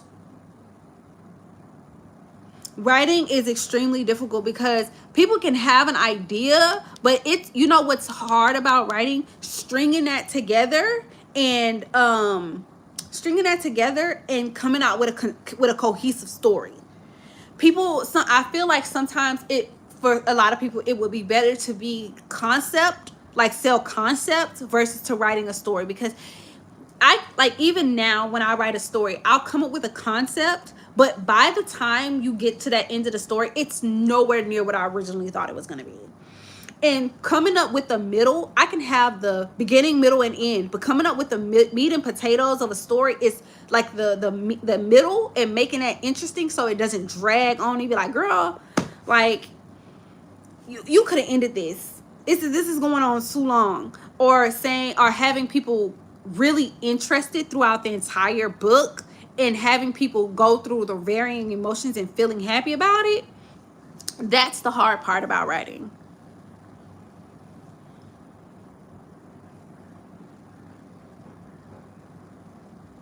The Irish demand done went up with Remick as the vamp. Girl, I already know. Where can I find a complete list of all your work? Amazon. I don't have any books off of Amazon outside of on Patreon, but all the completed work is on Amazon. I should do a catalog. I should do a catalog. I probably will. A bunch of virgins with absolutely nothing better to do. Oh, okay. Um, exactly. Connor has absolutely had me in a chokehold from the start, but your depth and storytelling has kept me hooked. Period. Period. And I think people, because people think I'll be talking down on my characters. I'm not talking down on them. These are great. Like, I'm never gonna talk down on my characters except for Knox, because I do think he's a boring character. But I think every character has something to offer, and I think Connor offered enough. People be wanting me to say, be like, I know that story ain't done. Yes, he is. Okay, he is done. Like, let it go. Let it go, y'all. Let it go. Like, him and Kalani is done. There ain't no more. Maybe, I don't know, but like, it ain't done for now. I don't think I got more to tell about them for now. I don't. Are you American? Yes, I am. I love your anime references in the books. They're so funny, especially Frank's book when you reference Naruto a couple of times. I was dying. Yes, girl. I was wondering if people was actually following along with the I was wondering if people was actually following along with the anime references with Jessica. I didn't want to get too far away from Jessica loving football and anime, so I'm really glad that people are still sticking with it. Will Daddy's Little Secret ever be published again? Why did you take it down? I took it down because it had a lot of errors. It had a lot of errors. I also wanted to take down his Obsession, but it was one of my best-selling books. Daddy's Little Secret I took down because I felt like I didn't do it justice. As I went over the story, I was like, dang. I was like, this is one of the weakest books I've ever written. I felt like I didn't give Josh enough oomph. As I go over his book, I feel like if you go read the rewrites on Patreon, you will understand what I mean. He was so whiny. He didn't give Billionaire. I just felt like he needed more. And I didn't want that stain on me. I just didn't want that stain on me. I felt like he needed more. He needed new age Rosemary type energy. He was just so whiny. He was the worst character I've ever written. Girl, don't give them any more hope with Connor and them. They cold turkey, baby. Okay, Janae, you done seen how many times I've been talking about this. I feel like you've been around for so damn long. You done heard me talk about the fact that I'm done with these people. Hello, hey, we love Knox Rose. Y'all love y'all. I swear to God, every character that I just be like, bro, I'm done with them. I don't like them. Y'all just be eating them up. Y'all be love them. Knox is so boring. Y'all love all the characters that I just absolutely cannot stand. Every single one. Every single one. I swear to God. Watch my career. Mark my words. Every person that's on here, hear me and hear me well. Watch when Knox, Dex, all of them Fergusons come out. Watch y'all see my career shoot up. I'm putting out straight fire in the supernatural game. Watch when I tell y'all, when I start dropping them contemporary romance, them regular ass, schmegler ass, Irish, them regular schmegler ass, mafia romance, watch my career shoot up again. Watch. Well, it's already shooting up, but watch it shoot up in a way y'all gonna be like, damn, Rose, you doing it. It's going crazy. Watch. I just know it. You know, there's just certain things you just know. I just know. Not them Fergus boys. Them Fergus boys is up there with the O'Shea's. Don't let me give Dax. Don't let me give Dax a Irish accent. Oh baby, y'all. Don't let me give Dax an Irish accent. If not Connor, the brothers at least. I'm still interested in the brother and his best friend. I'll write it, but it's not that I'm not interested in them. I just don't have a storyline that I feel like I'm compelled to write yet. I just don't have a storyline that I'm compelled to write when it comes to them yet. When it comes to me, I swear y'all will get it. I'm not holding out because I want to. I'm holding out because I have to. Because I just don't want to write them. That's it. I don't want to write them. I haven't had the urge to write them, so y'all haven't gotten them. I don't want to give y'all. I've made y'all wait so long for certain books, but my thing is, y'all have waited simply because I don't have a compelling enough story to tell for them to feel like it's justified to be put on this paper. I'm never gonna give y'all a story just to give y'all a fucking story, ever. Y'all call me Rosemary and call me one of y'all favorites simply because y'all feel my characters and y'all love everything about them. When y'all write them, y'all can feel their emotions. I don't want to give y'all a story where I'm just like, I'll just put it on the paper because I know it'll make some money. And I know the girls are like this. Last time I did that, it did horrible. I did that for Dear Glory. Y'all hated her. So I need to write a story when I write Charity and Kane and what you call it. Trust me, it's gonna y'all. I feel like it's gonna be good because I'll be in the mood to write it. But for now, them people ain't talking to me. Them people ain't talking to me. Saying when you mentioned Felix from Stray Kids, I literally died. Was you the one who messaged me? Somebody, I seen a message when I was writing. I haven't checked my DM, but somebody messaged me. It was like I had to pause because I seen Felix from Stray. You mentioned Felix from Stray Kids, and I wanted to check the message. But when I tell y'all I get so many DMs, if I show y'all my DMs, I got like it's literally over 100. It's so many, and I got 100 in Instagram. I got at least 50 to 75 in Facebook, and then I got like not that many, maybe like 10 in TikTok. There's so many to the point it gets overwhelming. But I think I did see your message or somebody messaged about Felix. Where can I find the I Got Drunk series reference in the comment above? I don't know. What I Got Drunk? I don't know what you're talking about. Something about your Omegaverse cover is giving Vampire Night. Ooh, is it? Did you ever write? Girl, no. No, I have not, but I'm pretty sure it'll be coming up soon. I'm sure it'll be coming up soon because I'm in my fantasy bag. There's nothing regular about them men. Stop it, girl. Them men is regular. The men, well, regular is okay. When I say regular, I mean regular as in they are the typical IR male characters. Like they are what is sought after when it comes to what is sought after and what is popular. That's what I mean. I'm not saying they're regular as in regular Joe Schmoes. I'm saying regular like these are it's mainstream. That's it. It's the most mainstream books I've ever done. That's what I mean by regular.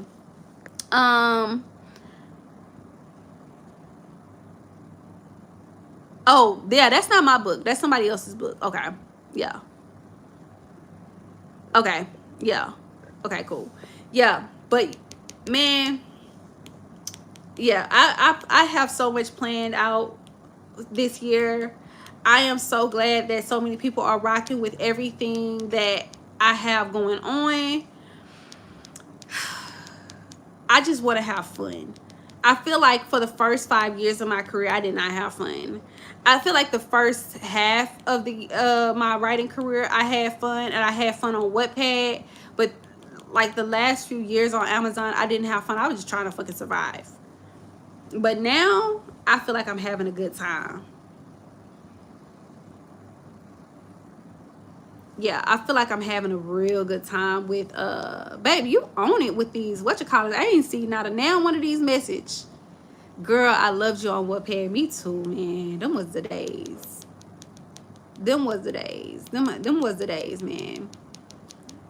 With them gifts.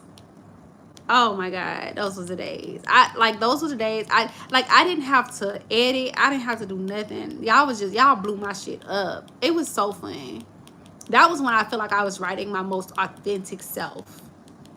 Now I feel like I'm getting back to it, but I feel like that was when I wrote my most authentic. I was like literally, I didn't care about nothing. When I talk about cocky, ooh, talk about cocky. I was a cocky ass writer on Wattpad. You couldn't tell, girl, you couldn't tell me nothing. You couldn't tell me nothing. You couldn't tell me Rose wasn't that girl. You couldn't tell me. I felt like that girl. And I had so many people try to come in there and critique me. I was shutting them down. I was shutting them down. You couldn't tell me nothing on Wattpad.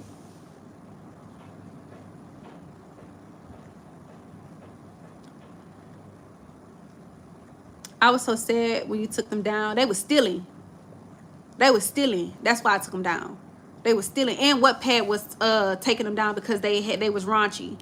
Wattpad had went to more of like a bubblegum pop type thing. And not only that, but they was running ads on my stuff and they wasn't paying me. You ain't gonna run no ads on my books and not pay me.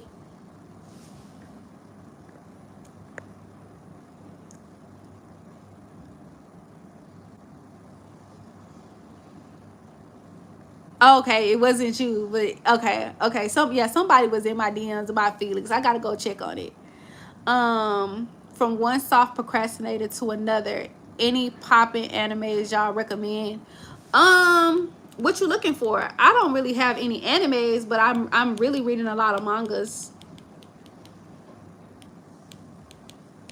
I was too childish on Wattpad, but it was a needed experience. A lot of people were childish on Wattpad. I mean, think about how long ago that was. That was now 16 years ago. That was now 10 years ago. KJ, you're not even, so your ass was super young. You like super young. Okay? Your ass shouldn't even been on Wattpad. You was like in high school, girl. I had so many young readers on there doing like reading shit that they should not have. So yeah, I'm not, like, girl, you had to have been every last bit of like 16, 17, if not younger. So yeah.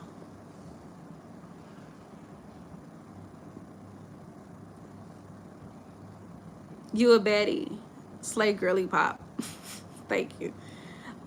Jesus loves you guys. Have a great and blessed day. Thank you. I have many favorite parts of Frank's book. One being when Frank flew and picked her up after she left her friend. Yeah. He's a real demon. Yes. And he winked at her and flew away, baby. Yes. That was hot, wasn't it? That was one of my favorite parts too. That was one of my favorite parts too.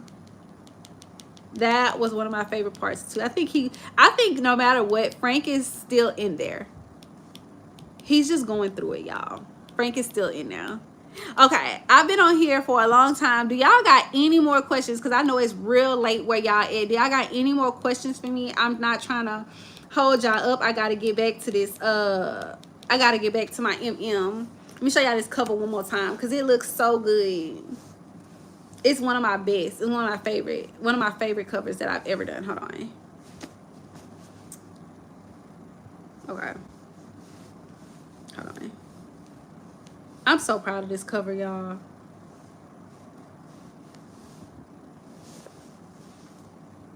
I gotta get back to it. Watch a lot of people be hating on me when this book come out. I ain't reading it. I just know people are gonna hate on me. Or people gonna be like, let me know when you write a girl like that. I just know. Oh, God. I just know.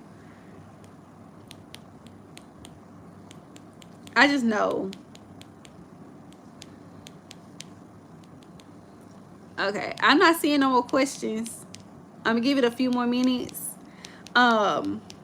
But yeah, because I've been on here like, dang, it says 148 minutes. So, oh, and I gotta do Forget Them People. It's gonna be fire regardless. Oh, y'all, I don't ever be questioning my writing. I be questioning people's, like, no, I don't be questioning anything. It just be the need to like profess what they don't like of mine. That's the only thing I don't like. I don't like when people be telling me like I don't want to read that. I never asked you to. That be the thing. And then people don't like when an author pop off. They be wanting us to keep this professional, like, I don't know. Maybe I don't know if I'm just too ghetto for that shit, but I don't like when people try to tell me what I can and can't do. I don't like when people be telling me to hold a professional thing. Like, I think I'm 1,000. I have just become okay with not being mainstream, to the point that I'm okay. As long as I can talk my shit, pop my shit with my readers, I don't have to be that author that pines for audiobook deals and stuff like that. Would I love them? Absolutely. But I want to pop my shit, y'all. I don't want to be held to a standard that I can't breathe in. So I'm okay with not being mainstream. I'm okay with writing raunchy. I'm okay with everything that everybody is not okay with, as long as I can do what I want to do. So I don't even be worried about people. It just be like, stay in your lane. If you just want to read Connor, if you just want to read Frank, if you just want to read Saw, if you just want to read whatever you want to read whatever you want to read. But you don't have to tell me what you're not going to read. Like, my mama was telling me that she, like, on what was it, Thanksgiving, my little niece, my niece brought her friend over, and my mama asked the girl, like, what do you want on your plate? And the girl was like, well, I don't eat this, I don't eat this, I don't eat this. Well, my mama was like, well, I didn't ask you what you don't eat, I asked what you do eat. Why are you coming in here telling me what you don't eat? Tell me what you do eat. You know what I'm saying? But the thing is, I didn't even call for them. I didn't ask what you want. This is not Burger King. Like, I could very well be like, hey, y'all, whatever book you want to write, whatever book you want me to write, I'ma drop it. I tried that shit on Wattpad, not Wattpad, on Patreon. Crickets. If y'all on Patreon, I know a few of y'all on Patreon, because you asked about the Queen Bee. When I write shit on Patreon, how many comments do you be seeing? None. I wrote Frank, and I posted that whole entire book on Patreon. Quiet. Nothing. People don't be saying nothing. So I'm just like, I'm not about to cater to people no more. They not gonna engage. They not gonna keep their end of the bar. Man, please. So I'm gonna just write what I want to write, and I'm gonna hype myself up. I write my best work offline anyways, when I'm just keeping it secret and I hold it to my chest, and I'll be like, bam, I'm gonna drop it. I do my best when I pull my Beyonce-ish. I love when you pop off. I love when I pop off too. You've been on here since I started my hair, and I'm in the bed now. Girl, I've been on here a long time. I like my authors confrontational, period. You've written some things I would have never gotten into, but here we are. Yeah. I feel like you don't have to read everything I write, right? There are some things where I feel like people are absolutely be like, that is not my cup of tea. That Rose, girl, actually, you don't even have to say Rose. Just keep that. You can say it to yourself. Be like, Rose, but you ain't got to tell me about it, because it's not going to stop nothing. That's the thing. If I didn't ask, if I didn't say, if I'm not coming to you directly and saying, hey, y'all, is this too much? Do you like this, XYZ? If I'm not asking it, which I hardly ever do, if at all, because I already know what people prefer. I already know what people like. You know what I'm saying? Like, I already know. People are always going to go with the mainstream type stuff. They're going to always go with the typical traditional thing. If I went based on what people like, y'all would never get anything. Y'all, first of all, y'all would have never gotten Frank. Because when I told people on Patreon that I wanted to make Frank taller and I wanted to make him a demon, y'all should have seen the comments. They was up in arms. They didn't want that. I was like, hey, I'm going to make Frank a demon. They was like, I really like the original. If you ever think about it, they didn't want me to do it. They didn't even want me to do it. When I tell you, so many people left because I said I was going to make Frank a demon, and now look. I want a Dragon Shifter book. I already got a Dragon Shifter book. You mean another one? thank you so much. I love thank you so much for being used. Please keep doing, please keep going. You don't have much you don't have to you don't have to prove yourself to anyone. Your real fans love and appreciate everything. Girl, thank you so much. Thank you so much. I really appreciate that. I just love when people let me be me, because I'ma always be me. I tried that other shit and it just didn't work for me, y'all. I tried. Trust me. Trust me. Like I cannot express to y'all how much money I lose by being like this. I cannot express to you how much money I lose being like this. Like,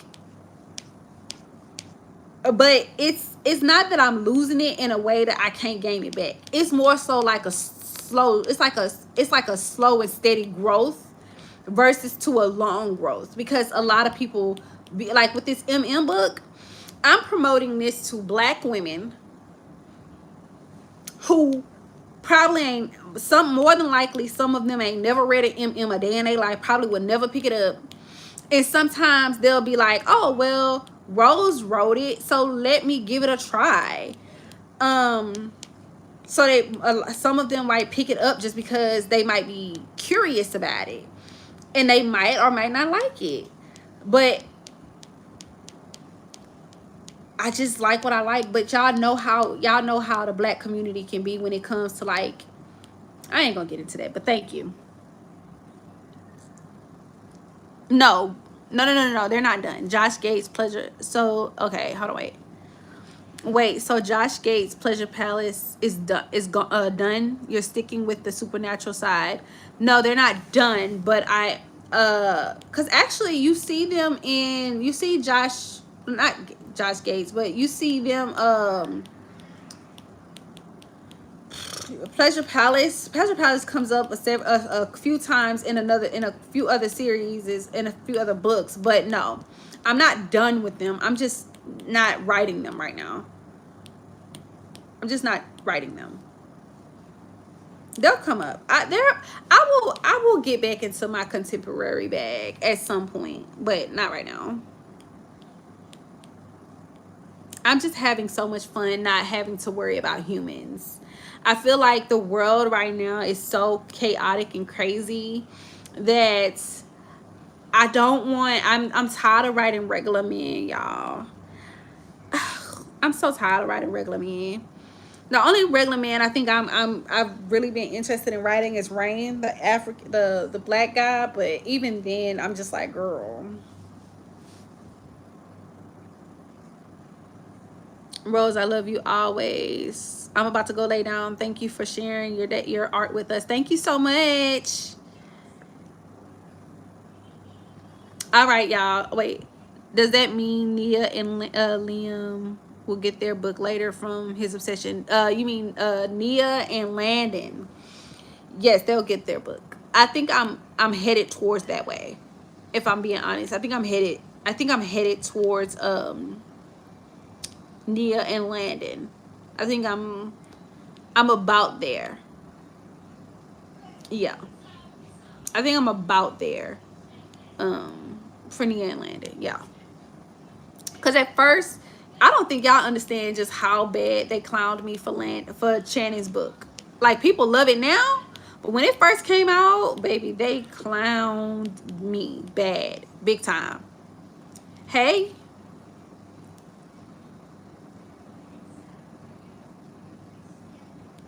Yeah. So yeah, but I think I'm headed that way soon. Cause that leans more. Leah and Landon's book is way more supernatural than Angel's was. All right, is there any more questions? Because I know it's late, y'all. It's damn, last time I said something, it was 12:12. It's 2:17 in the afternoon here. So I know it's got to be like 12 o'clock in the morning, wherever y'all are. Any more questions for me at all? Because if not, I'm going to let y'all get some rest. I'm going to let y'all get some sleep. I hope whoever's down south, I hope y'all staying warm. Oh, thank you. Okay, I'm about to hop off then. I love y'all so much. Thank you guys for joining me. I'll probably be back on next Tuesday, but I'll try to join a little earlier so we can chit chat. But these be like, you know, girl talk, like late night girl talks. We'll see. Thank you for answering my questions. I love all your books. Thank you so much. It's 117 where I'm at. Oh, dang. Good night. Thank you. Okay. I love y'all so much. Oh, don't forget to like. Don't forget to like, y'all. We had such a good time. I love you guys. Thank you. Don't forget to like. I love you guys so much. We're gonna do this every week. Every week on Tuesdays. I'm gonna call it Tap In Tuesday. While I color, y'all will get to chit chat with me. Okay, I love y'all. Good night. Don't forget to like, y'all. Good night. Bye.